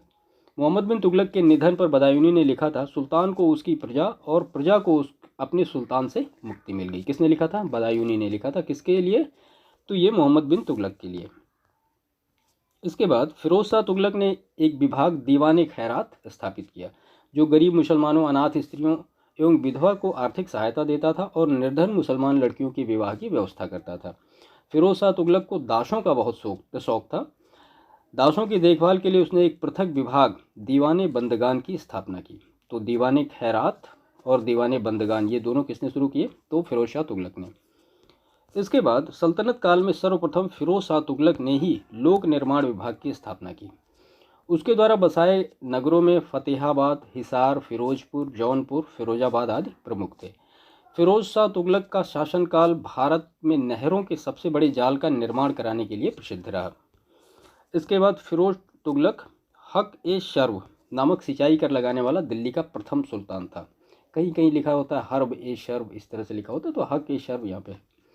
फिरोज शाह तुगलक द्वारा ब्राह्मणों पर भी क्या लगाया गया? जजिया कर लगाया गया। फिरोज शाह तुगलक द्वारा अशोक के 2 स्तंभों को कहाँ कहाँ लाया गया? तो वो मेरठ और टोपरा के स्तंभों को कहाँ लाया गया? दिल्ली से लाया गया। इसके बाद फिरोज शाह तुगलक ने एक अनुवाद विभाग की स्थापना की थी। राज्य के खर्च पर हज की व्यवस्था कराने वाला पहला भारतीय शासक कौन था? फिरोज शाह तुगलक। उसने दारुल शफा नामक एक खैराती अस्पताल की स्थापना भी की और उसमें कुशल हकीम रखे। नासरुद्दीन महमूद 1394 से लेकर 1412 तुगलक वंश का अंतिम शासक था। इसके बाद तैमूर के आक्रमण कब हुआ? तो वो 1398 में ने दिल्ली सल्तनत एवं तुगलक वंश दोनों को ही नष्ट कर दिया। उसके बाद सुल्तान फिरोज शाह तुगलक ने कुतुब मीनार की 4थी मंजिल का पुनर्निर्माण के साथ साथ 5वीं मंजिल का भी निर्माण कराया। इसके बाद नेक्स्ट इसमें है लोदी वंश। तो 1518 ईस्वी में महाराणा सांगा और इब्राहिम लोदी के मध्य खतौली, ये खतौली है, खतौली का युद्ध हुआ। किसके बीच में? इब्राहिम लोदी महाराणा सांगा के बीच में। कब हुआ? 1518 में।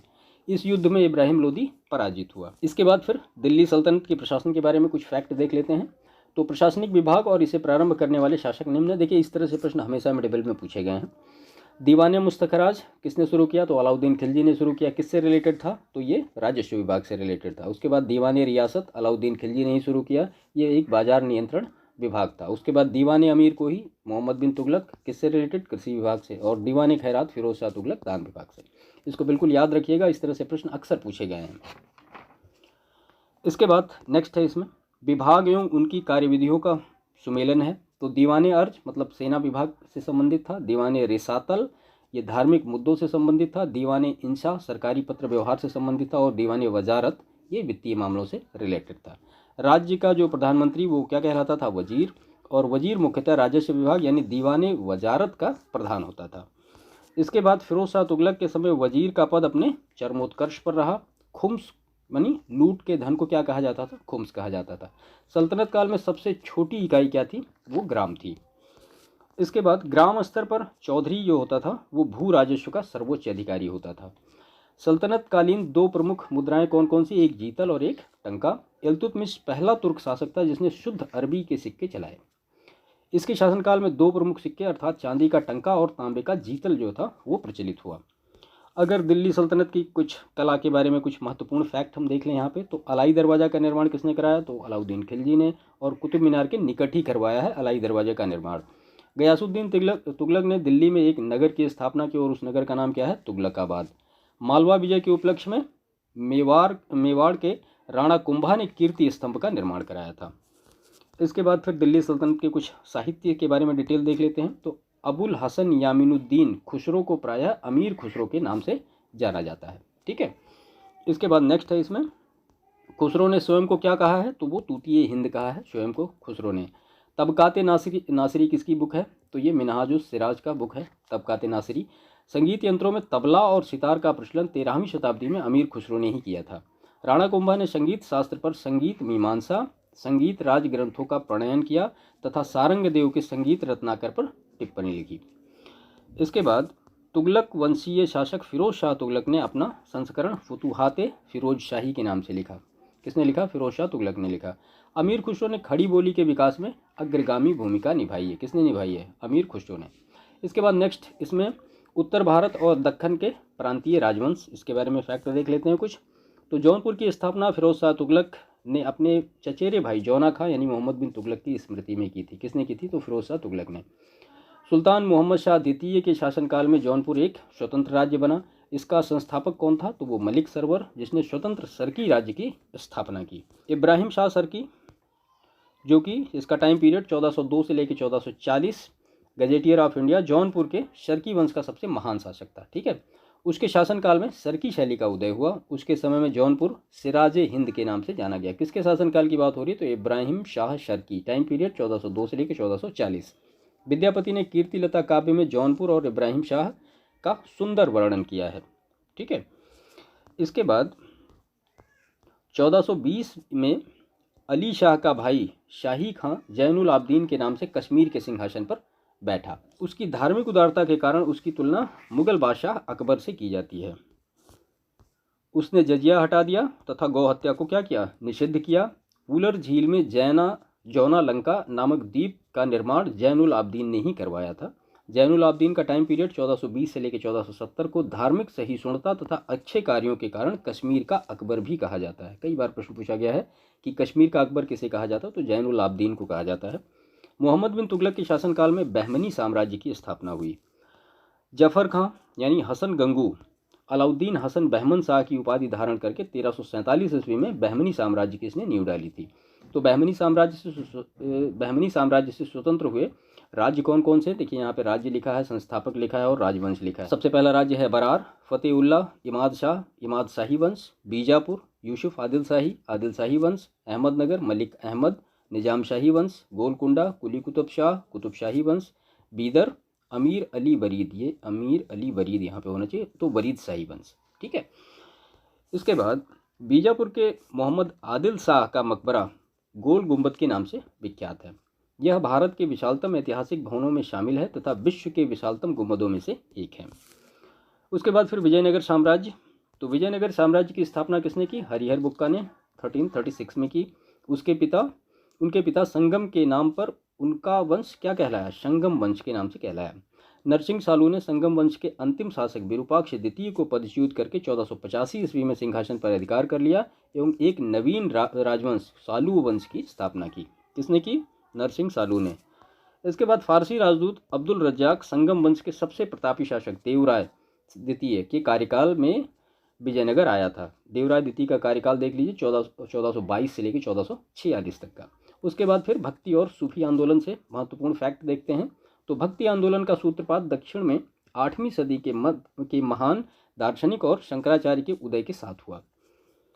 इसके बाद है भक्ति आंदोलन का पुनर्जन्म 15वीं-16वीं सदी में हुआ, जब इसके नेतृत्व की बागडोर किसके पास थी? कबीर, नानक, तुलसी, शूर, मीराबाई ने संभाली थी। द्वैतवाद के प्रवर्तक कौन थे? तो वो मध्वाचार्य। विशिष्ट द्वैतवाद के रामानुजाचार्य और द्वैताद्वैतवाद के प्रवर्तक निम्बकाचार्य थे, जो कि सनक संप्रदाय से संबंधित थे। ऐसे प्रश्न अक्सर पूछे गए हैं परीक्षाओं में। बीजक संत कबीर के उपदेशों का संकलन है, जो कबीरपंथी संप्रदाय के मानने वालों के लिए क्या है, एक पवित्र ग्रंथ है। उत्तर भारत में रामानंद भक्ति आंदोलन के प्रवर्तक थे।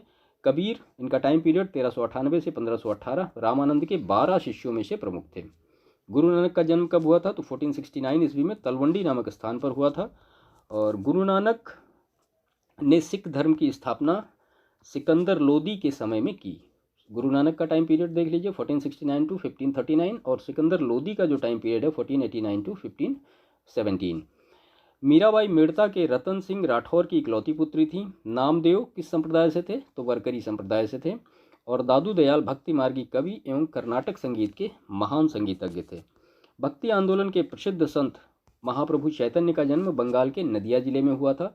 चैतन्य ने कृष्ण को अपना आराध्य बनाया और उन्हीं की भक्ति का प्रचार किया। गोस्वामी तुलसीदास अकबर तथा जहांगीर के समकालीन थे। इसके बाद इसमें है शेख निजामुद्दीन औलिया की दरगाह कहाँ है, वो नई दिल्ली में स्थित है। शेख निजामुद्दीन औलिया और एवं अमीर खुसरो ने 7 से अधिक सुल्तानों का काल देखा है।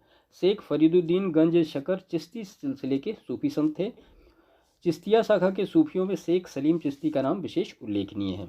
इसके बाद कादरी शाखा के सर्वप्रथम संस्थापक बगदाद के शेख मुहीउद्दीन कादिर जिलानी थे। नक्शबंद सिलसिले की स्थापना 14वीं सदी में ख्वाजा बहाउद्दीन नक्शबंद ने की थी। प्रेम वाटिका काव्य ग्रंथ की रचना किसने की, तो वो रश खान ने की। और इन्होंने कृष्ण के जीवन को पंक्तिबद्ध किया है। 12 मासा की रचना किसने की, तो मलिक मोहम्मद जायसी ने की। इसके बाद जायसी की पद्मावत, अखरावट तथा आखिरी कलाम में से पद्मावत का हिंदी साहित्य में महत्वपूर्ण स्थान है। फतेहपुर सीकरी में प्रसिद्ध संत सलीम चिश्ती रहते थे और सूफीवाद के सिलसिले में नक्शबंदिया संगीत के विरुद्ध था। ठीक है, तो ये कुछ भक्ति और सूफी आंदोलन से रिलेटेड फैक्ट थे। इसके बाद फिर हम मुगल वंश यानी इसमें सबसे पहला जो शासक था बाबर को लेते हैं। तो बाबर का पूरा नाम क्या था, तो जहीरुद्दीन मोहम्मद बाबर था। इसका जन्म 14 फरवरी 1483 को फरगना में उमर शेख मिर्जा एवं कुतलुग निगार खानम के घर हुआ था। पानीपत का प्रथम युद्ध 21 अप्रैल 1526 को बाबर तथा इब्राहिम लोदी के बीच लड़ा गया था। डेट याद रखिएगा, कई बार मैच करने के लिए आ जाता है। इब्राहिम लोदी रणक्षेत्र में मारा गया। फलस्वरूप दिल्ली और आगरा पर बाबर का अधिकार हो गया। बाबर की सफलता का मुख्य कारण उसका विशाल तोपखाना था, जिसका नेतृत्व कौन कर रहा था, तो उस्ताद अली कुली नामक व्यक्ति कर रहा था। बाबर ने खानवा के युद्ध में जिहाद की घोषणा की थी। खानवा का युद्ध मार्च 1527 में बाबर और राणा सांगा के बीच में हुआ। इस युद्ध में राणा सांगा पराजित हुए। इसी युद्ध में विजयश्री मिलने के उपरांत बाबर ने गाजी की उपाधि धारण की थी। घाघरा का युद्ध जो है वो मई 1529 में बाबर और महमूद लोदी के मध्य हुआ। इस युद्ध में बाबर विजयी हुआ। बाबर ने अपनी आत्मकथा में 2 हिंदू राज्यों का उल्लेख किया है, पहला विजयनगर और दूसरा मेवाड़। इसके बाद हुमायूं और शेरशाह के बारे में। हुमायूं बाबर का ज्येष्ठ पुत्र था। उसकी मां माहम बेगम शिया संप्रदाय से संबंधित थी। हुमायूं द्वारा लड़े गए 4 प्रमुख युद्धों का इस प्रकार क्रम है: देवरा, चौसा, कन्नौज और सरहिंद। इसके बाद जून 1539 में चौसा के युद्ध में हुमायूं को शेरशाह से पराजित होना पड़ा। इसी युद्ध में निजाम नामक भिस्ती ने हुमायूं की जान बचाई। मई 1540 में कन्नौज या बिलग्राम का युद्ध में हुमायूं को शेरशाह से पराजित होना पड़ा और विवश होकर एक निर्वासित की भांति इधर उधर भटकना पड़ा। इसके बाद 22 जून 1555 को सरहिंद युद्ध की विजय ने हुमायूं को एक बार पुनः उसका खोया राज वापस दिला दिया। और शेरशाह सूरी द्वारा किए गए सुधारों में राजस्व सुधार, प्रशासनिक सुधार, सैनिक सुधार, मुद्रा प्रणाली में सुधार सम्मिलित थे। हाजी बेगम ने अपने पति हुमायूं के मकबरे का निर्माण दिल्ली दीन पनाह में करवाया। श्वेत संगमरमर से बना यह भारत का प्रथम गुंबद वाला मकबरा था। कालिंजर का अभियान शेरशाह का अंतिम अभियान था। कई बार पूछा गया कालिंजर कहाँ पे है, तो ये बांदा में है। शेरशाह का मकबरा बिहार के रोहतास जिले के सासाराम नामक स्थान पर तालाब के बीच ऊंचे चबूतरे पर बना है। किला, एक कोहना मस्जिद, शेर मंदिर आदि भवन शेरशाह द्वारा बनवाए गए हैं। कृषकों की मदद के लिए शेरशाह ने ये पट्टा एवं कबूलियत की व्यवस्था प्रारंभ की शेरशाह। इसके बाद अकबर के बारे में डिटेल हम देखते हैं। तो अकबर ने सर्वप्रथम कछवाहा राजपूतों से वैवाहिक संबंध स्थापित किए। आमेर का राजा बिहारी भारमल ने अकबर की अधीनता स्वीकार कर अपनी ज्येष्ठ पुत्री हरखाबाई का विवाह करने की इच्छा भी व्यक्त की। इसी राजपूत राजकुमारी से शहजादे सलीम यानी जहांगीर का जन्म हुआ। हल्दी घाटी युद्ध के पीछे अकबर का मुख्य उद्देश्य राणा प्रताप को अपने अधीन लाना था। अपनी उदार धार्मिक नीति के अंतर्गत अकबर ने 1562 में दास प्रथा, 63 में तीर्थ यात्रा कर और 1564 में जजिया कर को समाप्त कर दिया। अपने सामाजिक सुधारों के अंतर्गत उसने बाल विवाह एवं सती प्रथा को भी रोकने का प्रयत्न किया। मीर बख्शी मुख्यतः सैन्य विभाग का प्रमुख होता था। इसके बाद अकबर ने 1573 ईस्वी में घोड़ों को दागने की प्रथा का पुनः प्रचलन किया।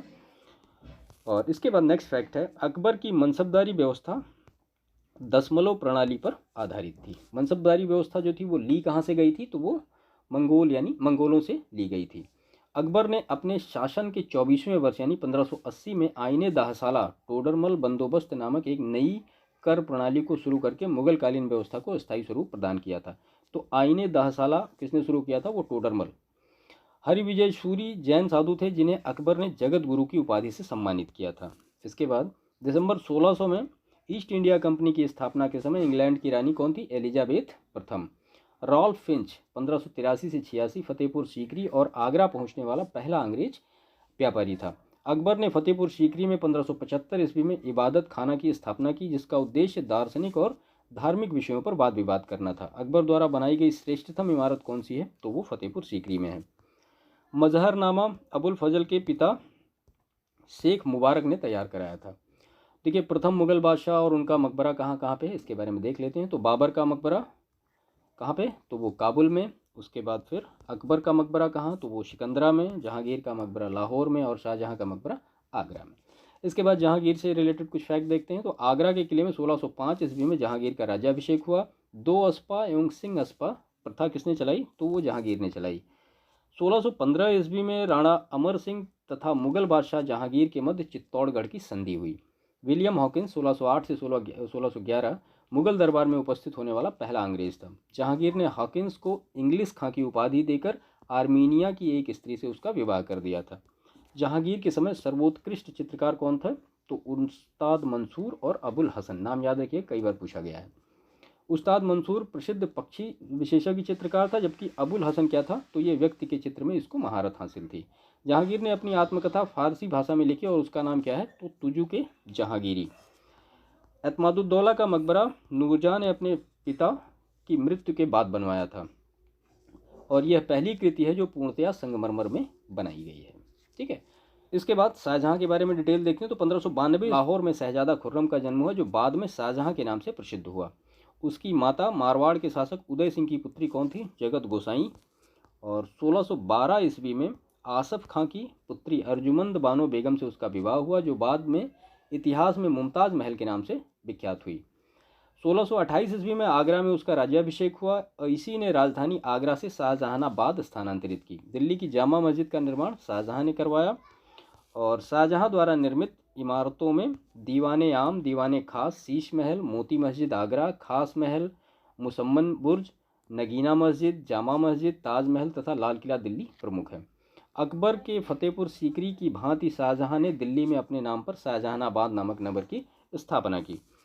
इसके बाद उपनिषदों का फारसी अनुवाद शाहजहां के शासनकाल में शहजादे दारा शिकोह ने सिर्र अकबर के शीर्षक के तहत किया। शाहजहां के चारों पुत्रों में ज्येष्ठ कौन था, तो वो दारा शिकोह सर्वाधिक सुशिक्षित, अध्येता और लेखक था। उसने अनेक हिंदू धर्म ग्रंथों का अध्ययन किया एवं उपनिषदों, योग वशिष्ठ, भगवद गीता आदि हिंदू धर्म का फारसी अनुवाद भी कराया। मुगल बादशाह शाहजहां ने बलबन द्वारा प्रारंभ ईरानी दरबारी रिवाज सिजदा को समाप्त किया। ठीक है, स्मारक और उसके निर्माणकर्ता के बारे में डिटेल देख लेते हैं। तो अलाई दरवाज़ा दिल्ली किसने बनवाया, अलाउद्दीन खिलजी ने। बुलंद दरवाज़ा फतेहपुर सीकरी अकबर ने बनवाया। मोती मस्जिद आगरा की शाहजहां ने बनवाई और मोती मस्जिद जो दिल्ली की है वो औरंगजेब ने बनवाई। सुप्रसिद्ध कोहनूर हीरा शाहजहां को मीर जुमला से उपहार में दिया गया था। इसके बाद औरंगजेब के बारे में देखते हैं। तो मुगल गद्दी पर शाहजहां का उत्तराधिकारी कौन हुआ, औरंगजेब हुआ। मुगल बादशाह औरंगजेब का राज्याभिषेक 2 बार हुआ। पहला राज्याभिषेक दिल्ली में 21 जुलाई 1658 को हुआ और दूसरा राज्याभिषेक दिल्ली में ही 5 जून 1659 को हुआ। मध्य प्रदेश में स्थित उज्जैन के निकट धर्मत नामक स्थल पर 15 अप्रैल 1658 को औरंगजेब तथा दारा शिकोह के मध्य युद्ध हुआ। सामूगढ़ का युद्ध कब हुआ, तो वो 29 मई 1658 को औरंगजेब और मुराद की संयुक्त सेनाओं एवं दारा शिकोह के मध्य युद्ध हुआ, जिसमें दारा शिकोह क्या हुआ, पराजित हुआ। औरंगजेब के पुत्र मोहम्मद अकबर ने 1681 ईस्वी में विद्रोह करके राजपूतों के विरुद्ध अपने पिता की स्थिति और भी दुर्बल कर दी थी। औरंगजेब ने औरंगाबाद में अपनी प्रिय पत्नी राबिया उद दरौनी के मकबरे का निर्माण कराया और इसी को क्या कहा जाता है, बीबी का मकबरा। दिल्ली के लाल किले में औरंगजेब ने मोती मस्जिद का निर्माण कराया। इसके बाद हम मुगलकालीन प्रशासन से कुछ पर्टिकुलर फैक्ट देखते हैं। तो मुगल प्रशासन के दौरान जिले को किस नाम से जाना जाता था, तो वो सरकार के नाम से जाना जाता था। और शासन की सुविधा के लिए प्रत्येक सूबा कई सरकारों में बटा था। मुगल काल में मीर बख्शी क्या था, तो वो सैन्य विभाग का प्रधान था। मुगल प्रशासन में मुहतसिब जन आचरण के निरीक्षण विभाग का प्रधान था। पुर्तगालियों द्वारा तंबाकू भारत में लाया गया था और राजस्व मुक्त अनुदान भूमि को मदद ए माशा कहा जाता था। अकबर द्वारा रामसी की आकृतियों और रामसी देवनागरी लेख से युक्त सिक्के चलाए गए थे। चांदी का सिक्का रुपया कहलाता था और दाम तांबे का सिक्का था। इसके बाद मुगलकालीन संस्कृति देखते हैं। तो इसमें चित्रकला के क्षेत्र में मुगल शैली का प्रारंभ किसने किया था, तो वो हुमायूं ने किया था चित्रकला। सर्वप्रथम दास्तान ए अमीर हमजा है। ठीक है।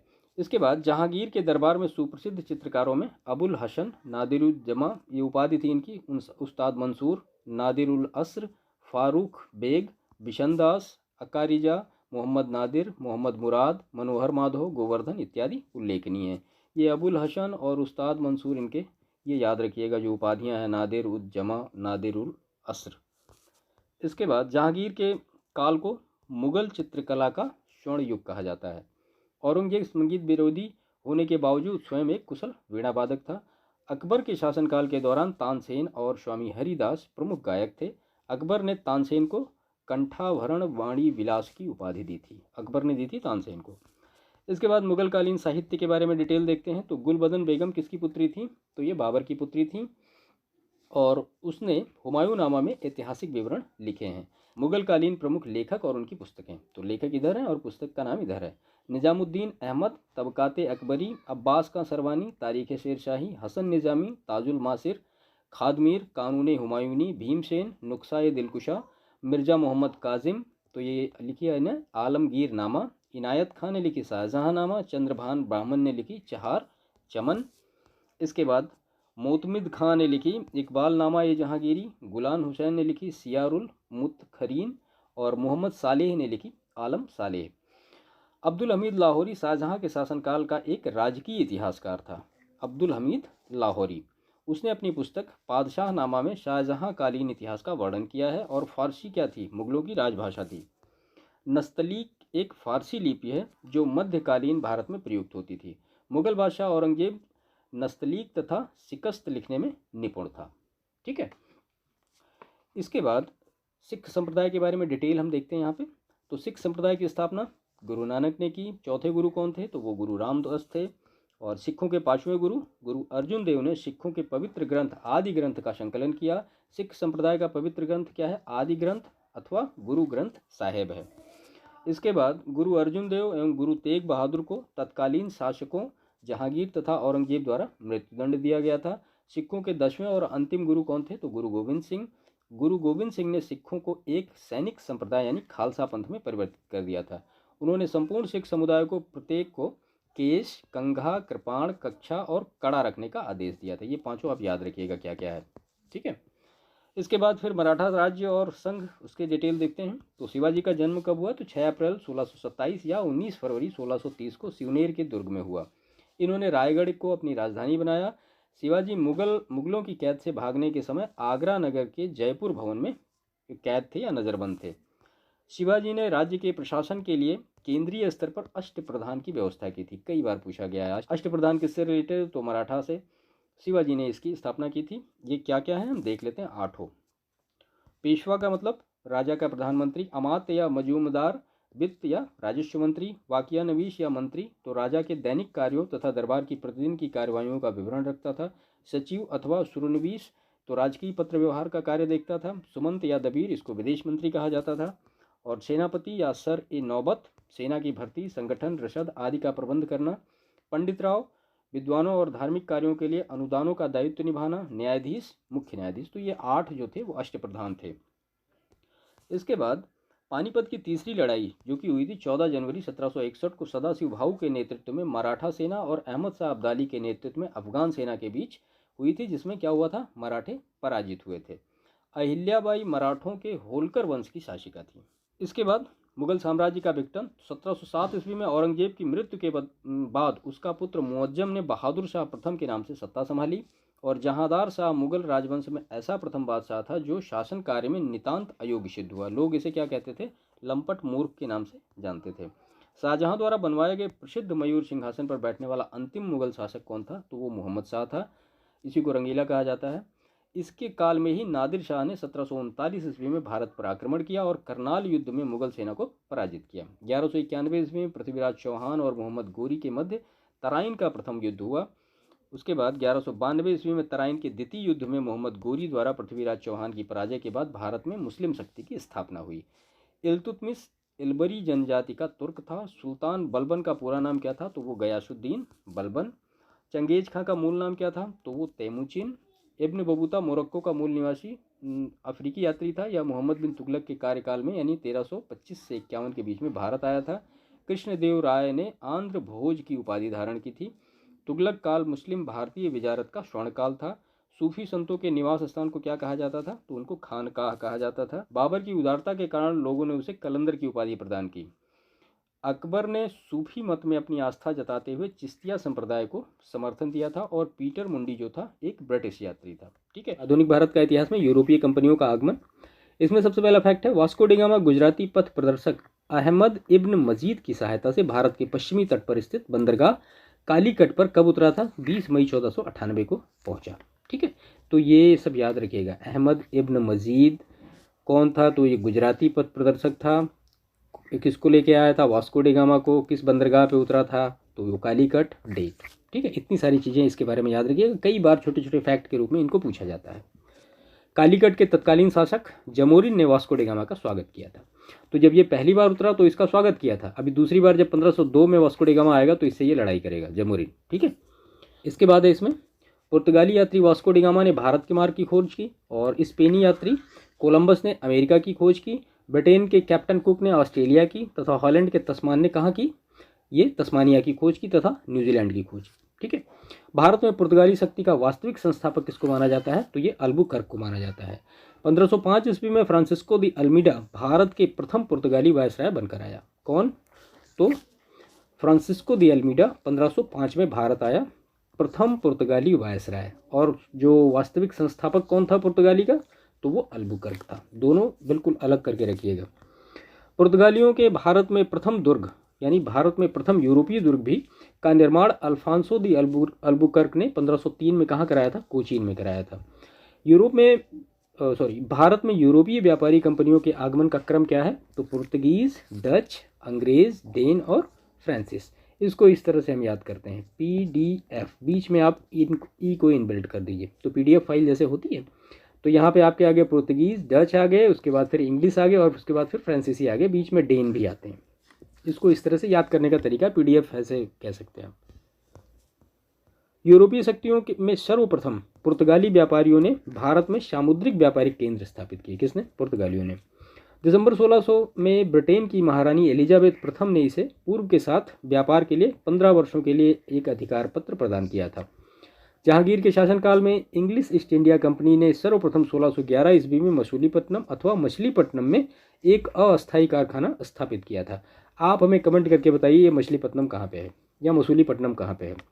देखिए, जियोग्राफी के हमारे जो सेशन हुए हैं मैपिंग के, उसमें कई बार डिस्कस हुआ है। 1613 ईस्वी में सूरत में स्थापित कारखाना अंग्रेजों का प्रथम स्थायी कारखाना था। ठीक है, तो ये अस्थायी कारखाना की जब बात आएगी तो सूरत में आएगा।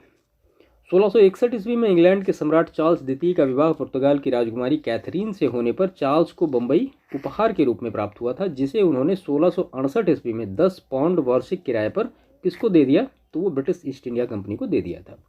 लुई 14वें के मंत्री काल्बर्ट द्वारा 1664 ईस्वी में फ्रेंच ईस्ट इंडिया कंपनी की स्थापना की गई।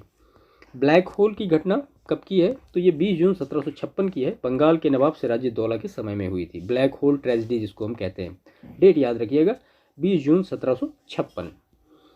इसके बाद JZ हॉलवेल, जो शेष जीवित रहने वालों में से एक था, के अनुसार 18 फीट लंबे तथा 14 फीट 10 इंच चौड़े कक्ष में 146 अंग्रेज बंदी बंद कर दिए गए। अगले दिन उनमें से केवल कितने 23 जो थे वही बच पाए थे।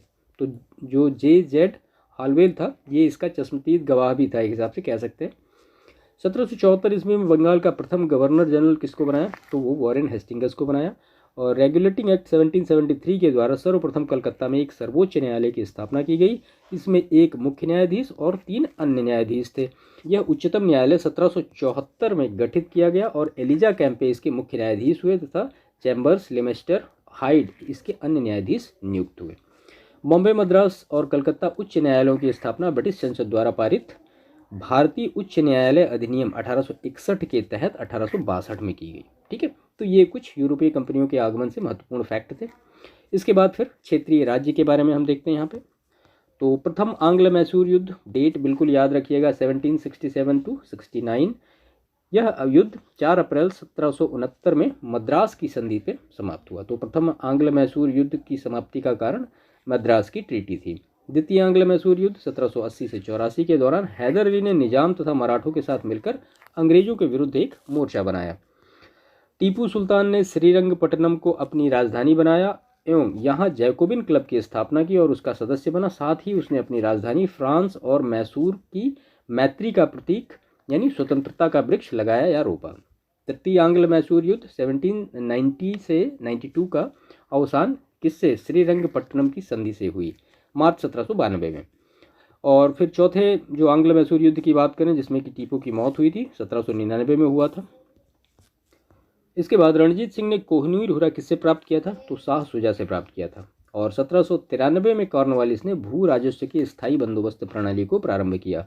रैयतवाड़ी व्यवस्था का जन्मदाता कौन, टॉमस मुनरो और कैप्टन रीड। महालवाड़ी पद्धति में भू राजस्व व्यवस्था कृषक के साथ नहीं बल्कि प्रत्येक ग्राम अथवा महाल यानी जागीर का एक भाग होता था महाल के साथ स्थापित की जाती थी, ये महाल है। इसके बाद भारतीय राष्ट्रीय कांग्रेस ने 1896 के अपने कलकत्ता अधिवेशन में आधिकारिक तौर पर बहिर्गमन के सिद्धांत को स्वीकार किया था। दादा भाई नेहरूजी जिनका कि टाइम पीरियड 1825 to 1917 ने 1865 में WC बनर्जी, मनमोहन घोष, फिरोज शाह मेहता आदि के साथ मिलकर लंदन इंडियन सोसाइटी का गठन किया था। इसके बाद है फिर 1857 की जो रिवॉल्ट हुआ था यानी जो क्रांति हुई थी। चर्बी वाले कारतूसों का प्रयोग भारत के प्रथम स्वतंत्रता संग्राम 1857 के विद्रोह का क्या था, वो एक तात्कालिक कारण था, बाकी और भी बहुत सारे कारण थे। 29 मार्च 1857 को बैरकपुर में सैनिकों ने चर्बी वाले कारतूसों का प्रयोग करने से इनकार कर दिया और एक सैनिक मंगल पांडे ने अपने सहायक सेना अधिकारी पर आक्रमण करके उसकी हत्या कर दी थी। 1857 की क्रांति का प्रारंभ कब हुआ, तो 10 मई को मेरठ से हुआ। होने वाला था बाद में 31 मई को, लेकिन ये पहले ही हो गया। इसकी असफलता का कारण ये भी एक माना जाता है। बरेली में रुहेलखंड के उत्तराधिकारी खान बहादुर खान ने 1857 के विद्रोह की रहनुमाई की और जो वीडी सावरकर हैं उनकी एक बुक है the Indian war of independence 1857। 1857 के सरकारी इतिहासकार कौन, तो SN सेन जिसको सुरेंद्र नाथ सेन भी कहते हैं, तो इनकी पुस्तक है 1857, वो 1957 में पब्लिश हुई थी, कंफ्यूज मत होइएगा। सुरेंद्र नाथ सेन की पुस्तक का नाम है 1857 जो कि 1957 में पब्लिश हुई। इसके बाद 1857 के विद्रोह के ठीक बाद बंगाल में नील विद्रोह हुआ 1859 से 1860। सन्यासी विद्रोह ये गलत टाइप हुआ है। सन्यासी विद्रोह का टाइम पीरियड 1763 से 1800 में और संथाल विद्रोह ये विद्रोह है 1855-56 में तथा पावना उपद्रव कब हुआ 1873 से 76 में। और नील विद्रोह की शुरुआत बंगाल के नदिया जिले के गोविंदपुर गांव से हुई। ठीक है, तो ये सारे फैक्ट याद रखिएगा। नील बागान मालिकों के अत्याचारों का खुला चित्रण दीन बंधु मित्र ने अपने उपन्यास या नाटक नील दर्पण में किया है। अंग्रेजी प्रभुसत्ता को सबसे सुनियोजित तथा गंभीर चुनौती वहाबी आंदोलन से मिला जो 19वीं शताब्दी के चौथे दशक से 7वें दशक तक चलता रहा। रायबरेली के सैयद अहमद भारत में इस आंदोलन के प्रवर्तक थे। कूका आंदोलन वहाबी आंदोलन से बहुत कुछ मिलता जुलता था।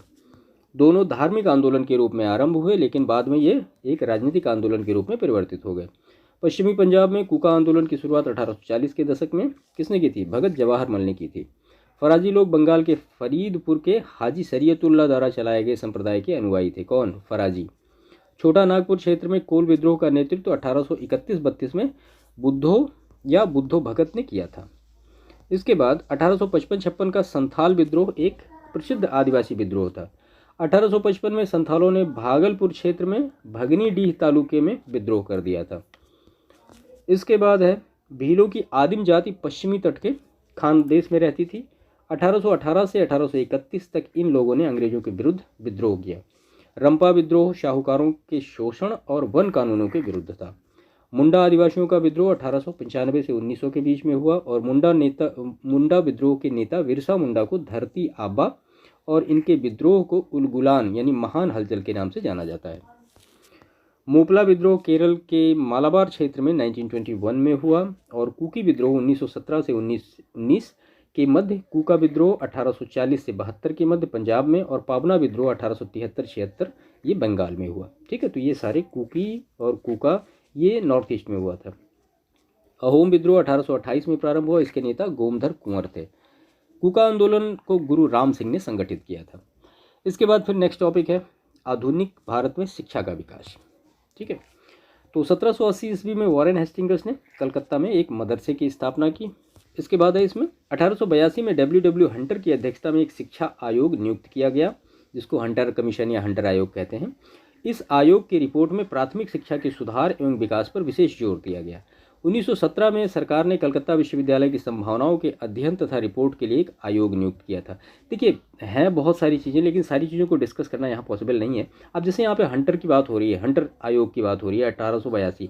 अब वुड डिस्पैच है, ये सारी चीज़ें आपके दिमाग में आनी चाहिए कि हाँ वुड डिस्पैच कब आया, क्यों आया, किसके लिए आया। उसके बाद फिर हंटर कमीशन आया और उसके बाद भी और सारे जो आए, तो ये सारी चीज़ें ऑटोमेटिक आपको दिमाग में, माइंड में रिकॉल होनी चाहिए। इसका मतलब यही है। इसका मतलब ये कभी नहीं है कि जो चीज़ें यहाँ पे हैं वही सारी चीज़ें आपको पढ़नी है, उसके बाद उसको रिकॉल नहीं करना। थोड़ा दिमाग पे जोर डालिए, चीज़ों को रिकॉल करने की कोशिश करिए। ठीक है, इसके बाद फिर भारत के औपनिवेशिक काल में अधोमुखी निस्यंदन सिद्धांत यानी the theory of downward filtration शिक्षा के क्षेत्र से संबंधित है। अब मतलब ये होता है कि डाउनवर्ड फिल्टरेशन का मतलब कि ऊपर वाले कुछ लोगों को शिक्षा दे दो तो ये नीचे अपने आप फैलाते चले जाएंगे, इसका मतलब यही होता है। भारत में आधुनिक शिक्षा प्रणाली की नींव 1835 में मैकाले के मिनट्स या मैकाले के स्मरण पत्र से पड़ी। मैकाले ने भारतीय रीति रिवाजों के लिए अपना तिरस्कार इन शब्दों में व्यक्त किया, तो यूरोप के एक अच्छे पुस्तकालय की एक अलमारी का एक कक्ष भारत और अरब के समस्त साहित्य से अधिक मूल्यवान है। ये किसका सोच था? ये मैकाले ने ऐसा सोचा था। ब्रिटिश भारत में 3 विश्वविद्यालय कलकत्ता, मद्रास, बम्बई की स्थापना 1857 में हुई और डी के कर्वे के प्रयत्नों से बम्बई में प्रथम महिला विश्वविद्यालय की स्थापना हुई। राजा राम मोहन राय ने 1817 में डेविड हेयर एवं एलेक्जेंडर डफ के साथ मिलकर कलकत्ता में प्रसिद्ध हिंदू कॉलेज की स्थापना की। मोहम्मडन एंग्लो ओरिएंटल कॉलेज की स्थापना 1875 में, अलीगढ़ में एवं दिल्ली कॉलेज की स्थापना 1824 में हुई।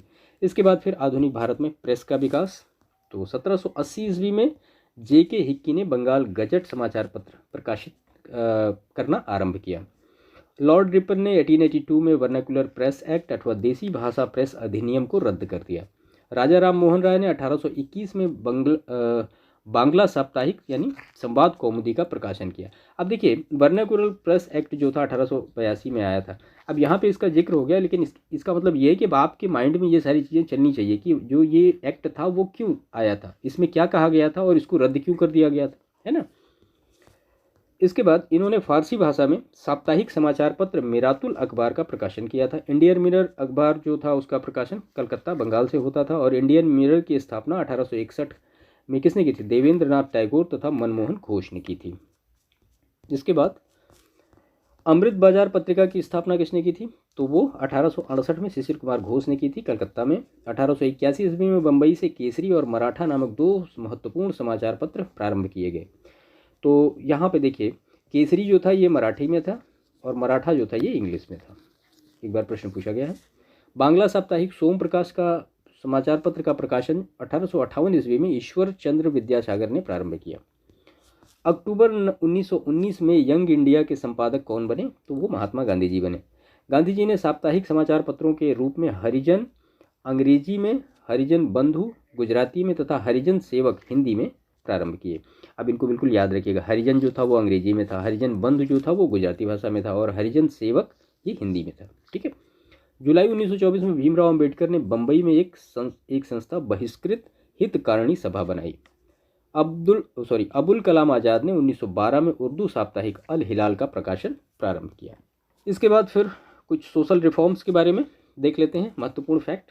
तो देवेंद्रनाथ टैगोर ने राजा राम मोहन राय के विचारों के प्रसार के लिए 1839 में तत्वबोधिनी सभा की स्थापना की। ठीक है। रामकृष्ण परमहंस की शिक्षाओं को साकार करने का श्रेय स्वामी विवेकानंद यानी 1863 से लेकर 1902 तक का इनका टाइम पीरियड रहा, उनको जाता है। स्वामी दयानंद को उनके धार्मिक सुधार प्रयासों के कारण भारत का मार्टिन लूथर किंग कहा जाता है। किसको? स्वामी दयानंद सरस्वती को। इसके बाद फिर गवर्नर जनरल और उनके कार्य। तो वॉरेन हेस्टिंग्स ने 1774 में बंगाल का प्रथम गवर्नर जनरल नियुक्त किया। वॉरेन हेस्टिंग्स को नियुक्त किया गया, 1834 ईस्वी में लॉर्ड विलियम बेटिक को भारत का प्रथम गवर्नर जनरल बनाया गया और भारत में न्यायिक संगठन की स्थापना लॉर्ड कॉर्नवालिस ने की। लॉर्ड कॉर्नवालिस की मृत्यु 5 अक्टूबर 1805 को गाजीपुर उत्तर प्रदेश में हुई और यहीं पे इसकी कब्र है। वसीन की संधि दिसंबर 1802 में पेशवा बाजीराव द्वितीय और अंग्रेजों के मध्य हुई थी, वसीन की संधि। इसके बाद लॉर्ड विलियम बेंटिक ने सती प्रथा, बालिका शिशुवध जैसी सामाजिक कुरीतियों को समाप्त करने का प्रयत्न किया तथा देश में ठगी समाप्त कर शांति और व्यवस्था स्थापित की। कैप्टन स्लीमैन के साथ, नाम याद रखिएगा। भारत में रेल निर्माण की दिशा में प्रथम प्रयास भारत के गवर्नर जनरल लॉर्ड डलहौजी ने किया था। प्रथम रेलवे लाइन 1853 में चली, बंबई से ठाणे तक, लॉर्ड डलहौजी के समय। इसके बाद है ईश्वर चंद्र विद्यासागर के प्रयासों के फलस्वरूप लॉर्ड कैनिंग के समय विधवा पुनर्विवाह अधिनियम 1856 पारित हुआ। 1857 ईस्वी की महान क्रांति का सबसे महत्वपूर्ण परिणाम क्या था? तो महारानी की उद्घोषणा, और यह उद्घोषणा 1 नवंबर 1858 को इलाहाबाद यानी अब प्रयागराज में हुए दरबार में लॉर्ड कैनिंग द्वारा उद्घोषित की गई। इसमें ईस्ट इंडिया कंपनी के शासन की समाप्ति और भारत के शासन को सीधे ब्रिटिश शाही ताज के अंतर्गत लाए जाने की घोषणा की गई थी। महारानी विक्टोरिया को दिल्ली दरबार में कैसर हिंद की उपाधि प्रदान की गई और भारत में अंग्रेजों के समय में प्रथम जनगणना किसके टाइम पीरियड में हुई? तो लॉर्ड मेयो 1869 to 72 के काल में 1872 में प्रारंभ हुई, किंतु लॉर्ड रिपन के काल में ये जनगणना नियमित रूप से शुरू हुई 1881 से। Vernacular press act lord Lytton के काल में पारित किया गया था। इसके बाद इस अधिनियम को क्या कहा जाता है? तो मुंह बंद करने वाला अधिनियम कहा जाता है। चार्ल्स मेटकाफ ने प्रेस पर से प्रतिबंध हटाया, इसलिए उसे समाचार पत्रों का मुक्तिदाता कहा जाता है। उसके बाद फिर कांग्रेस से पूर्व स्थापित राजनीतिक संस्थाएं। जमींदारी एसोसिएशन या लैंड होल्डर्स सोसाइटी की स्थापना 1838 में कलकत्ता में हुई और इसके संस्थापक द्वारिकानाथ टैगोर और उनके सहयोगी जमींदार थे। पूना सार्वजनिक सभा की स्थापना 1870 में एमजी रेनाडी तथा जीवी जोशी के द्वारा हुई। 26 जुलाई 1876 को सुरेंद्रनाथ बनर्जी ने आनंद मोहन बोस के सहयोग से इंडियन एसोसिएशन या भारत संघ की स्थापना कहाँ की? तो कलकत्ता में की थी। इसके बाद फिर आईएनसी के बारे में देखते हैं, यानी भारतीय राष्ट्रीय कांग्रेस के बारे में। एलन एक्टोवियन ह्यूम यानी एओ ह्यूम भारतीय सिविल सेवा के सेवानिवृत्त ब्रिटिश अधिकारी थे। 1884 में इन्होंने भारतीय राष्ट्रीय संघ यानी इंडियन नेशनल यूनियन की स्थापना की, जो कि भारतीय राष्ट्रीय कांग्रेस का एक अग्रदूत था। भारतीय राष्ट्रीय कांग्रेस की स्थापना 1885 में के समय भारत का वायसराय लॉर्ड डफरिन, इनका टाइम पीरियड है 1884 से 1888। उसने कांग्रेस का यह कहकर मजाक उड़ाया कि यह एक सूक्ष्मदर्शी अल्पसंख्यकों की संस्था है। कांग्रेस का दूसरा अधिवेशन 1886 ईस्वी में कलकत्ता में हुआ। इसकी अध्यक्षता दादा भाई नेहरू ने की थी। लाला लाजपत राय, जिन्हें लोग प्रायः शेरे पंजाब कहते थे, 1920 में कलकत्ता के विशेष अधिवेशन में भारतीय राष्ट्रीय कांग्रेस के अध्यक्ष बने। वो अनहैप्पी इंडिया के लेखक थे। एनी बेसेंट आंग्ल आयरलैंड नागरिक थीं। वे 1907 से 1933 ईस्वी तक थियोसॉफिकल सोसाइटी की प्रधान रहीं। 1916 में होम रूल लीग का गठन किया तथा 1917 में भारतीय राष्ट्रीय कांग्रेस की पहली महिला अध्यक्ष बनी। ठीक है, अगर पहली भारतीय महिला अध्यक्ष की बात आएगी तो वो सरोजनी नायडू वहाँ पे बनी थी। कानपुर अधिवेशन था। भारतीय राष्ट्रीय कांग्रेस के लखनऊ अधिवेशन 1916 में बाल गंगाधर तिलक ने कहा था, क्या कहा था? तो स्वराज मेरा जन्म सिद्ध अधिकार है और उसे मैं लेकर रहूंगा। वर्ष 1900 में करजन ने कहा था, कांग्रेस अब लड़खड़ा रही है और जल्द ही गिरने वाली है। मेरा सबसे बड़ा मकसद भी यही है कि मेरे भारत प्रवास के दौरान ही इस पार्टी का अंत हो जाए। किसने कहा था? ये करजन ने कहा था। भारत की स्वतंत्रता प्राप्ति के बाद महात्मा गांधी ने भारतीय राष्ट्रीय कांग्रेस को समाप्त करने का सुझाव दिया गया था। महात्मा गांधी ने केवल एक बार 1924 में बेलगाम अधिवेशन की अध्यक्षता की। बेलगाम कहाँ पे है भाई? तो ये कर्नाटक में है। सरोजनी नायडू वर्ष 1925 में कानपुर में हुए भारतीय राष्ट्रीय कांग्रेस के 40वें वार्षिक अधिवेशन की प्रथम भारतीय महिला अध्यक्ष बनी। जवाहरलाल नेहरू ने वर्ष 1929 में लाहौर, अप्रैल 1936 में लखनऊ तथा दिसंबर 1936 में फैजपुर अधिवेशन की अध्यक्षता की। हरिपुरा अधिवेशन की अध्यक्षता किसने की थी? तो वो सुभाष चंद्र बोस ने की थी। इसके बाद है रविंद्रनाथ टैगोर द्वारा मूल रूप से बंगला में रचित और संगीतबद्ध जन गण मन के हिंदी संस्करण को संविधान सभा ने भारत के राष्ट्रगान के रूप में 24 जनवरी 1950 को अपनाया था। ठीक है। इसके बाद नेक्स्ट है इसमें लखनऊ, यानी जिसको अवध कहते थे उस समय, 1857 के विद्रोह का नेतृत्व किसने किया? तो बेगम हजरत महल ने किया था। 1857 के विद्रोह के समय भारत का गवर्नर जनरल लॉर्ड कैनिन, 1856 से 58 तक इसका टाइम पीरियड रहा। मदन मोहन मालवीय ने 1916 में बनारस हिंदू विश्वविद्यालय की स्थापना की।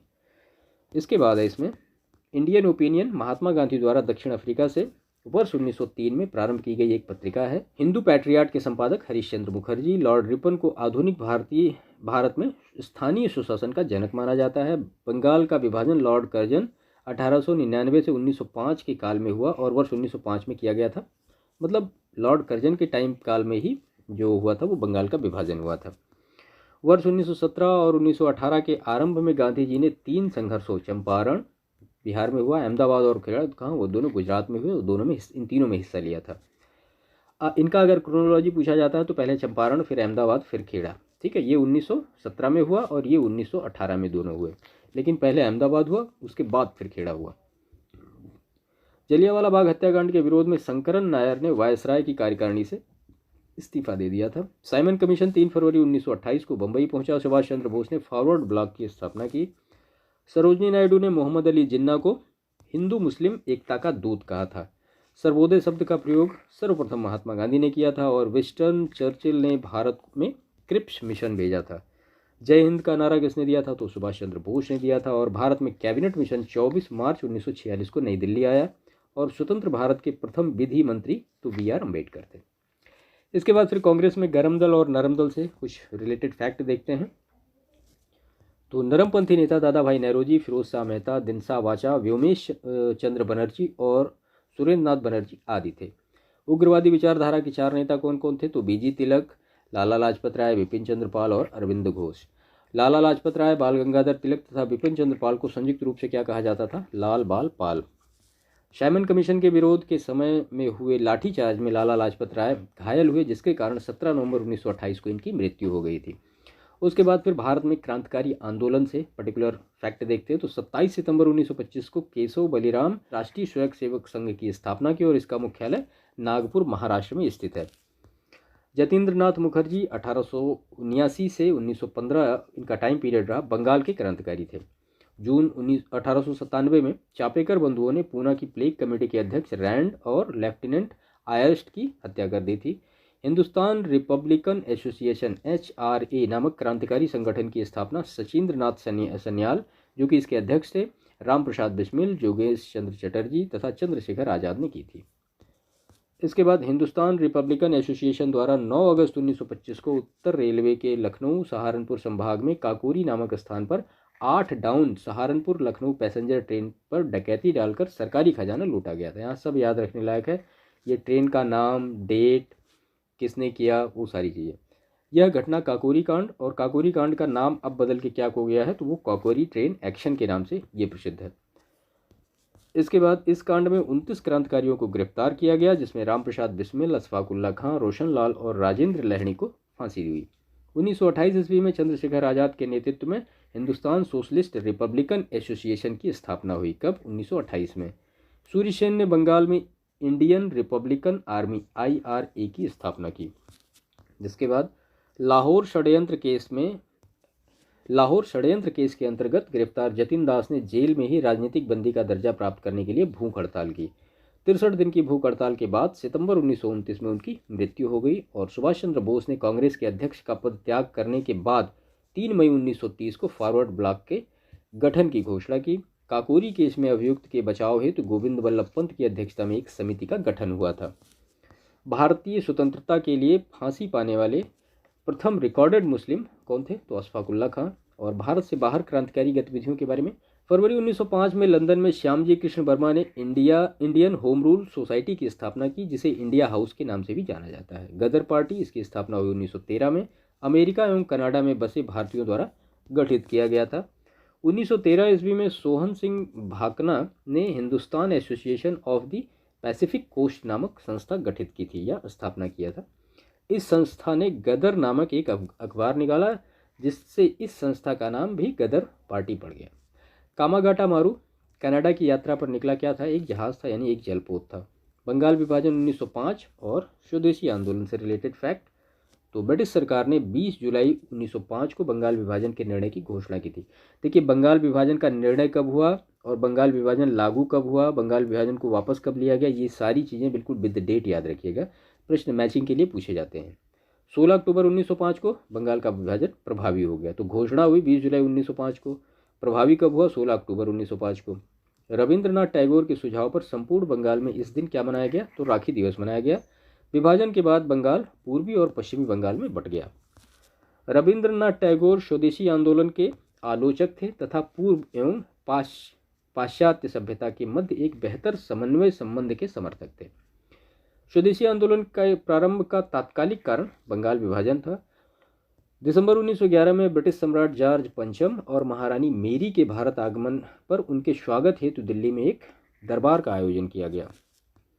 दिल्ली दरबार में ही 12 दिसंबर 1911 को ब्रिटिश सम्राट ने बंगाल विभाजन को रद्द किया और साथ ही कलकत्ता की जगह दिल्ली को भारत की नई राजधानी बनाने की घोषणा की। बनारस, कलकत्ता और सूरत अधिवेशन से रिलेटेड फैक्ट। तो गोपाल कृष्ण गोखले ने कांग्रेस के बनारस अधिवेशन 1905 की अध्यक्षता की। इसके बाद दादा भाई नौरोजी को लोग श्रद्धा से क्या कहते थे? तो भारत के वयोवृद्ध पुरुष के नाम से स्मरण करते हैं। दादा भाई नौरोजी ने गुजराती पत्रिका रास्त गोफ्तार की शुरुआत 1851 में की। 1907 ईस्वी में मुस्लिम लीग का वार्षिक अधिवेशन कहाँ हुआ? कराची में। 1908 ईस्वी में अमृतसर में हुआ। इसके बाद 1905 में लॉर्ड कर्जन के स्थान पर लॉर्ड मिंटो को भारत का वायसराय नियुक्त किया गया। इनके द्वारा किए गए सुधारों में मार्ले मिंटो सुधार के नाम से जाना जाता है। भारत परिषद अधिनियम 1909, जिसको मार्ले मिंटो सुधार का सबसे बड़ा दोष सांप्रदायिक प्रतिनिधित्व प्रणाली के तहत मुसलमानों के लिए पृथक निर्वाचक मंडल की व्यवस्था करना था, ये 1909 में। इसके बाद फिर कांग्रेस का लखनऊ अधिवेशन, भारतीय राष्ट्रीय कांग्रेस के लखनऊ अधिवेशन दैट इज 1916 में बाल गंगाधर तिलक ने अभिव्यक्त किया, स्वराज मेरा जन्म सिद्ध अधिकार है और मैं उसे लेकर रहूंगा। वर्ष 1916 में कांग्रेस ने प्रथम बार मुस्लिम समुदाय के लिए पृथक निर्वाचन प्रणाली स्वीकार की। अप्रैल 1916 में बाल गंगाधर तिलक ने एवं सितंबर 1916 में इनी बेसेंट ने अपनी अपनी होम रूल लीग शुरू की। बेसेंट ने कॉमनवील और न्यू इंडिया तथा तिलक ने मराठा और केसरी नामक समाचार पत्रों के माध्यम से अपनी अपनी लीग का प्रचार किया। उसके बाद फिर गांधी जी और उनसे रिलेटेड जो आंदोलन है उसके बारे में देखते हैं। तो मोहनदास करमचंद गांधी का जन्म 2 अक्टूबर 1869 को गुजरात के पोरबंदर नामक स्थान में हुआ था। महात्मा गांधी का अल्पायु में ही कस्तूरबा गांधी के साथ विवाह हुआ था। करमचंद गांधी इनके पिताजी थे और गांधी जी ने दक्षिण अफ्रीका में 1894 में नटाल इंडियन कांग्रेस की स्थापना की और दक्षिण अफ्रीका में लंबे आंदोलन के दौरान कई बार जेल की यात्रा की। अपने सहयोगियों की सहायता के लिए उन्होंने टॉलस्टॉय फॉर्म की स्थापना की और वहीं रहने लगे। दक्षिण अफ्रीका में उन्होंने इंडियन ओपिनियन नामक अखबार निकाला और यह अखबार कितनी भाषाओं में प्रकाशित होता? गुजराती में, हिंदी में, तमिल में और अंग्रेजी में। महात्मा गांधी ने फिनिक्स, जो कि कहाँ पे था? डरबन, साउथ अफ्रीका में 1904 में एक आश्रम स्थापित किया। फिनिक्स महात्मा गांधी द्वारा स्थापित प्रथम आश्रम था। सत्य तथा अहिंसा गांधी जी के रामराज्य के युगल सिद्धांत थे और गांधी जी 24 वर्ष की उम्र में 1893 में एक गुजराती व्यापारी दादा अब्दुल्ला का मुकदमा लड़ने के लिए दक्षिण अफ्रीका यानी डरबन गए थे। भारत आने पर उनका संपर्क किससे हुआ? तो जी के गोखले से हुआ, जिन्हें गांधी जी ने अपना क्या बनाया? राजनीतिक गुरु बनाया। और महात्मा गांधी ने भारत के स्वतंत्रता संघर्ष के दौरान 1917 ईस्वी में चंपारण यानी बिहार में पहला सत्याग्रह प्रारंभ किया। यह गांधी का भारत में पहला सफल सत्याग्रह था। रविंद्रनाथ टैगोर ने चंपारण सत्याग्रह के दौरान इन्हें क्या? महात्मा की उपाधि दी। और बिहार में हुआ चंपारण सत्याग्रह भारत में गांधी जी का क्या था? प्रथम सत्याग्रह था और सर्वप्रथम घटना थी बिहार में। इसके बाद फिर किसान आंदोलन और किसान सभा से रिलेटेड फैक्ट है। तो 1920 में बाबा रामचंद्र के प्रयासों से प्रतापगढ़ में अवध किसान सभा का गठन हुआ और वल्लभ भाई पटेल को बारदोली की महिलाओं ने सरदार की उपाधि प्रदान की। रॉलट एक्ट और जलियांवाला बाग हत्याकांड से कुछ पर्टिकुलर फैक्ट है। तो भारत में बढ़ रही क्रांतिकारी गतिविधियों को कुचलने के लिए सरकार ने वर्ष 1917 में न्यायाधीश सिडनी रॉलट की अध्यक्षता में एक समिति गठित की, जिसका उद्देश्य क्या था? तो आतंकवाद को कुचलने के लिए एक प्रभावी योजना का निर्माण करना। इसके सुझावों पर मार्च 1919 में पारित विधेयक रॉलट एक्ट के नाम से जाना गया। रॉलेट अधिनियम के द्वारा अंग्रेजी सरकार जिसको चाहे जब तक चाहे बिना मुकदमा चलाए जेल में बंद रख सकती थी, इसीलिए इस कानून को बिना वकील, बिना अपील और बिना दलील का कानून कहा गया। लॉर्ड चैम्सफोर्ड 1916 से 1921 के बीच में ये वायसराय रहे कि कार्यकाल के में वर्ष 1919 में रॉलेट एक्ट पारित हुआ था और गांधी जी ने रॉलेट एक्ट के लिए 3 राजनीतिक मंचों का उपयोग किया: होम रूल लीग, खिलाफत और सत्याग्रह सभा। ये सभा है। पंजाब के 2 लोकप्रिय नेताओं डॉक्टर सैफुद्दीन किचलू और डॉक्टर सत्यपाल की गिरफ्तारी और ब्रिटिश दमन के विरोध करने के लिए 13 अप्रैल 1919 को बैसाखी के दिन अमृतसर के जलियांवाला बाग में एक सार्वजनिक सभा बुलाई गई, जहां general Reginald Edward Harry Dyer यानी REH डायर ने निहत्ती शांतिपूर्ण भीड़ पर गोलियां चलवाकर लगभग 1000 लोगों की हत्या कराई।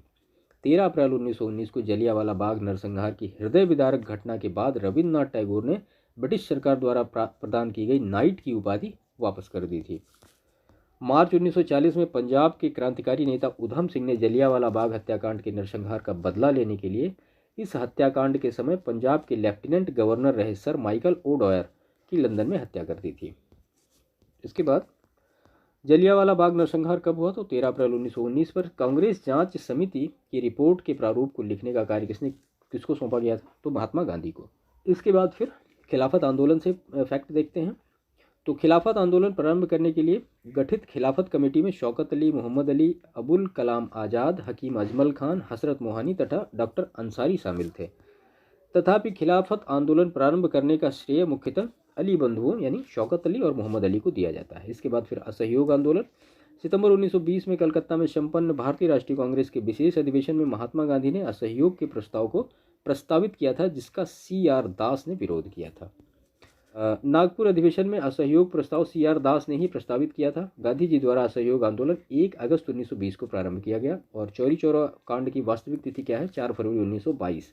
इस तिथि को गोरखपुर जिले में चौरी चौरा नामक स्थान पर किसानों के एक जुलूस पर गोली चलाए जाने के कारण क्रुद्ध भीड़ ने थाने में आग लगा दी, जिससे 23 सिपाहियों की मृत्यु हो गई थी। यही घटना इतिहास में चौरी चौरा कांड के नाम से प्रसिद्ध है। चौरी चौरा कांड से क्षुब्ध होकर महात्मा गांधी ने असहयोग आंदोलन वापस ले लिया। इसके बाद फिर स्वराज पार्टी का गठन 1923। CR दास जो कि कांग्रेस के अध्यक्ष थे उस समय, ने कांग्रेस की अध्यक्षता से त्यागपत्र दिया और जनवरी 1923 में मोतीलाल नेहरू के साथ मिलकर स्वराज पार्टी का गठन किया।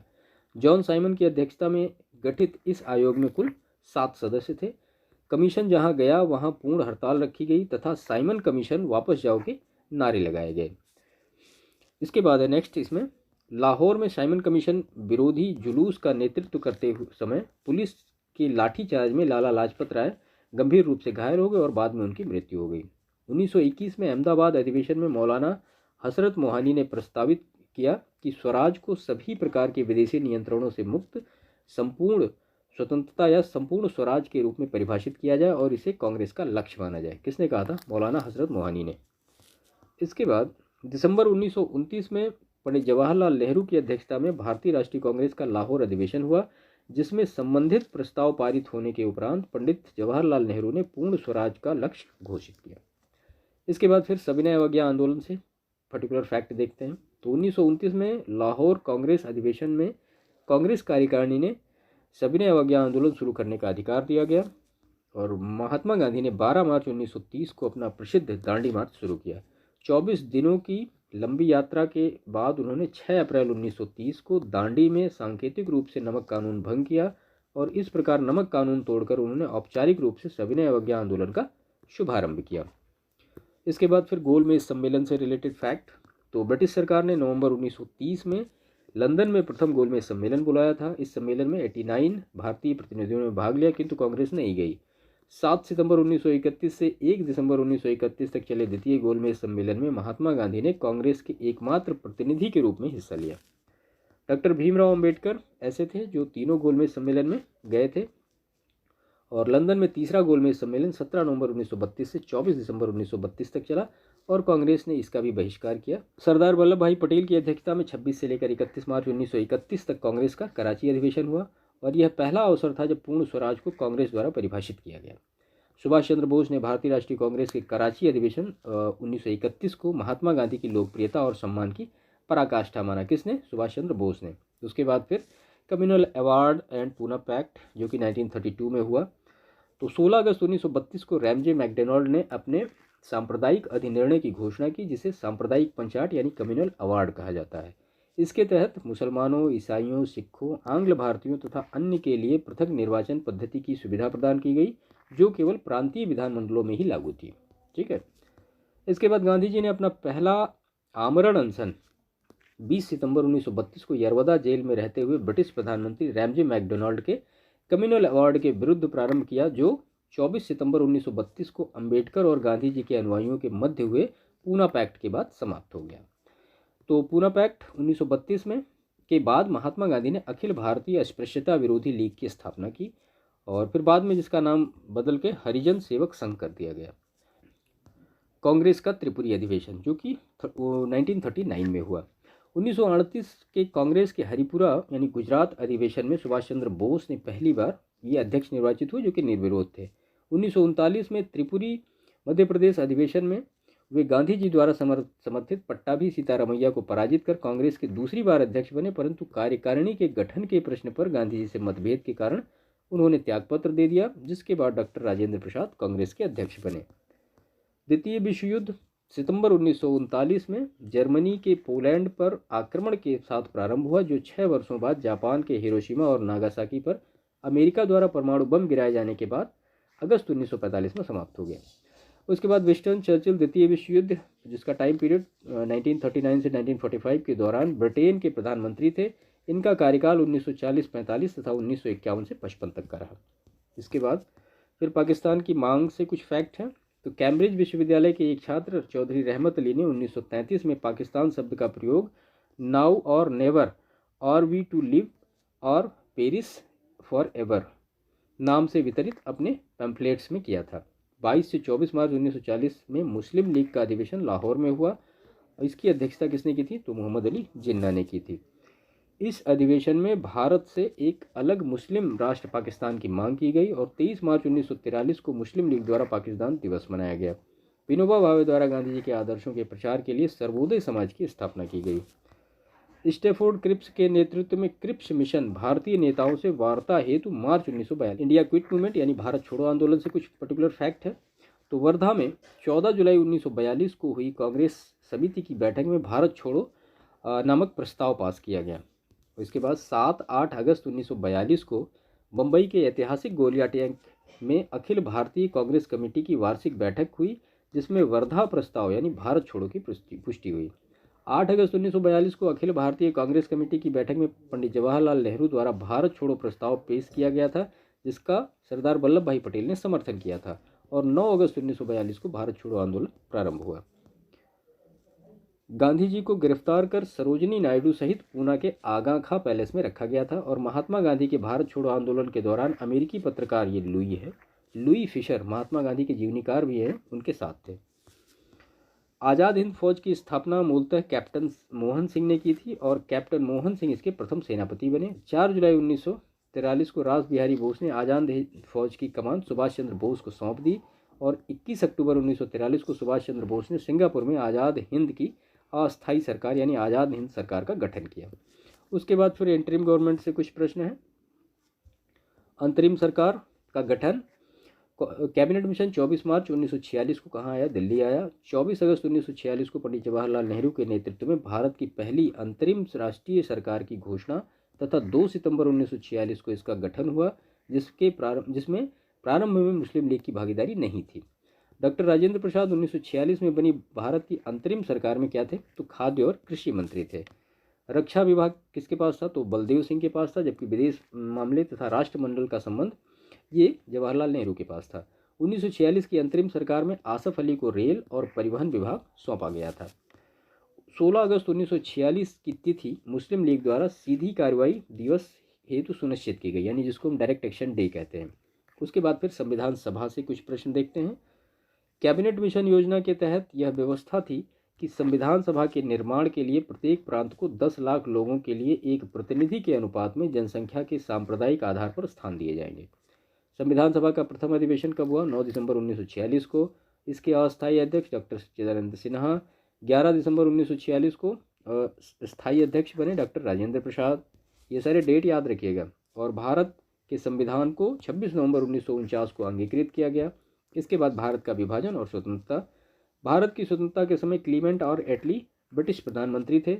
ब्रिटेन के प्रधानमंत्री एटली ने 20 फरवरी 1947 को हाउस ऑफ कॉमन्स में यह घोषणा की कि अंग्रेज जून 1948 के पहले ही उत्तरदायी लोगों को सत्ता हस्तांतरित करने के उपरांत भारत छोड़ देंगे। माउंटबेटन योजना आई 3 जून 1947 को। तो इसके अनुरूप ब्रिटिश संसद द्वारा जुलाई 1947 में भारतीय स्वतंत्रता अधिनियम द इंडियन इंडिपेंडेंस एक्ट पारित किया गया, जिसमें भारत और पाकिस्तान नामक 2 डोमिनियनों की स्थापना के लिए 15 अगस्त 1947 की तिथि निर्धारित की गई। 15 अगस्त 1947 की मध्य रात्रि केंद्रीय असेंबली में जन गण मन तथा इकबाल द्वारा रचित सारे जहां से अच्छा हिंदुस्तान हमारा MS सुब्बालक्ष्मी ने गाया। ये सारी चीज़ें याद रखिएगा। स्वतंत्र भारत के प्रथम गवर्नर जनरल लॉर्ड माउंटबेटन, जो कि 1947 से 1948, और प्रथम भारतीय गवर्नर जनरल चक्रवर्ती C राजगोपालाचारी ये थे। इसके बाद फिर पत्र पत्रिकाएं, पुस्तक और उनके लेखक। बहुत महत्वपूर्ण डेटा है, इसको बिल्कुल रट जाइएगा। इन्होंने कॉमनवेल्थ तथा न्यू इंडिया पत्रों का प्रकाशन किया। किसने? तो ये एनी बेसेंट के बारे में बात हो रही है, छूट गया यहाँ पे। आमार सोनार बांग्ला गीत की रचना बंग भंग आंदोलन के दौरान रविन्द्रनाथ टैगोर ने की थी। विचारात्मक पुस्तक हिंद स्वराज महात्मा गांधी ने मूल रूप से गुजराती भाषा में लिखी थी। और एनी बेसेंट ने 1898 में सेंट्रल हिंदू कॉलेज, यानी वर्तमान में सेंट्रल हिंदू बॉयज स्कूल की स्थापना की। इसके बाद फिर दॉस कैपिटल, जर्मन भाषा में प्रख्यात समाजवादी कार्ल मार्क्स द्वारा लिखित, 1867 में इसका प्रकाशन हुआ था। ये एक पुस्तक है। बंकिम चंद्र चटर्जी का उपन्यास आनंद मठ बंगाली देशभक्ति की बाइबल माना जाता है। भारत भारती के लेखक हिंदी के प्रसिद्ध कवि और राष्ट्रकवि की उपाधि से विभूषित मैथिली शरण गुप्त हैं। ए मेरे वतन के लोगों एक हिंदी देशभक्ति गीत है जिसके रचयिता कवि प्रदीप हैं। मोहम्मद इकबाल ने सारे जहां से अच्छा हिंदोस्तां हमारा गीत लिखा था। पंडित जवाहरलाल नेहरू ने 1942 से 1945 में अपने कारावास के दौरान अहमदनगर फोर्ट जेल में द डिस्कवरी ऑफ इंडिया नामक पुस्तक लिखी थी। पंडित नेहरू ने मेरी कहानी एवं ग्लिम्पसेस ऑफ वर्ल्ड हिस्ट्री नामक पुस्तकें भी लिखी थी। इसके बाद बंदी जीवन पुस्तक के लेखक कौन है? तो Sachindranath Sanyal. The satanic versus के लेखक सलमान रुश्दी, एक उपन्यास है। द नेम से किसका है? तो ये झुम्पा लाहिड़ी का है।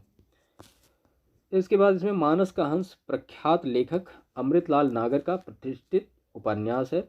और मृग नयनी वृंदावन लाल वर्मा द्वारा लिखित उपन्यास है। इसके अन्य प्रमुख उपन्यास इनके कौन से हैं? तो झांसी की रानी, भुवन विक्रम, संगम, लगन, अहिल्याबाई इत्यादि। बिखरे मोती तो सुभद्रा कुमारी चौहान का है, एक कहानी संग्रह। कामायनी किसका? तो जयशंकर प्रसाद का एक महाकाव्य है।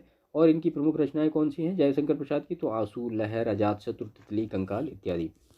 इसके बाद इग्नाइटेड माइंड्स के लेखक तो भारत के भूतपूर्व राष्ट्रपति एवं प्रसिद्ध वैज्ञानिक डॉक्टर APJ अब्दुल कलाम थे। ये भारत के मिसाइल मैन के नाम से भी जाने जाते थे। इनकी अन्य चर्चित पुस्तकें हैं अग्नि की उड़ान। इसके बाद देखिए यहाँ पे कुछ प्रमुख पत्र, पुस्तक, पत्रिकाएं दी गई हैं, उनके लेखक दिए गए हैं। तो बाल गंगाधर तिलक का केसरी है। अबुल कलाम आज़ाद का India wins freedom. Jawaharlal Nehru का discovery of India. Subhash Chandra Bose का द इंडियन स्ट्रगल। और लाला लाजपत राय का अनहैप्पी इंडिया। जयप्रकाश नारायण का टूवर्ड्स स्ट्रगल। व्हिटवे का द स्प्रिंगिंग टाइगर। और फिलिप्स टैलबोट का an American witness to India's partition. इसके बाद राजेंद्र प्रसाद का इंडिया डिवाइडेड। रफीक जकरिया का the man who divided India. Mahatma Gandhi का गोखले माई पॉलिटिकल गुरु। और महात्मा गांधी का ही है the story of my experiment with truth. Abul Kalam Azad का अल हिलाल। फिरोज शाह मेहता का बॉम्बे क्रॉनिकल। महात्मा गांधी का यंग इंडिया। दुर्गा दास का इंडिया फ्रॉम करजन। इसके बाद कैथरीन मियो का मदर इंडिया। सुरेंद्र नाथ बनर्जी का a nation in making. Indira Gandhi का एटर्नल इंडिया। और BS मिन्हास का प्लानिंग एंड दी पुअर।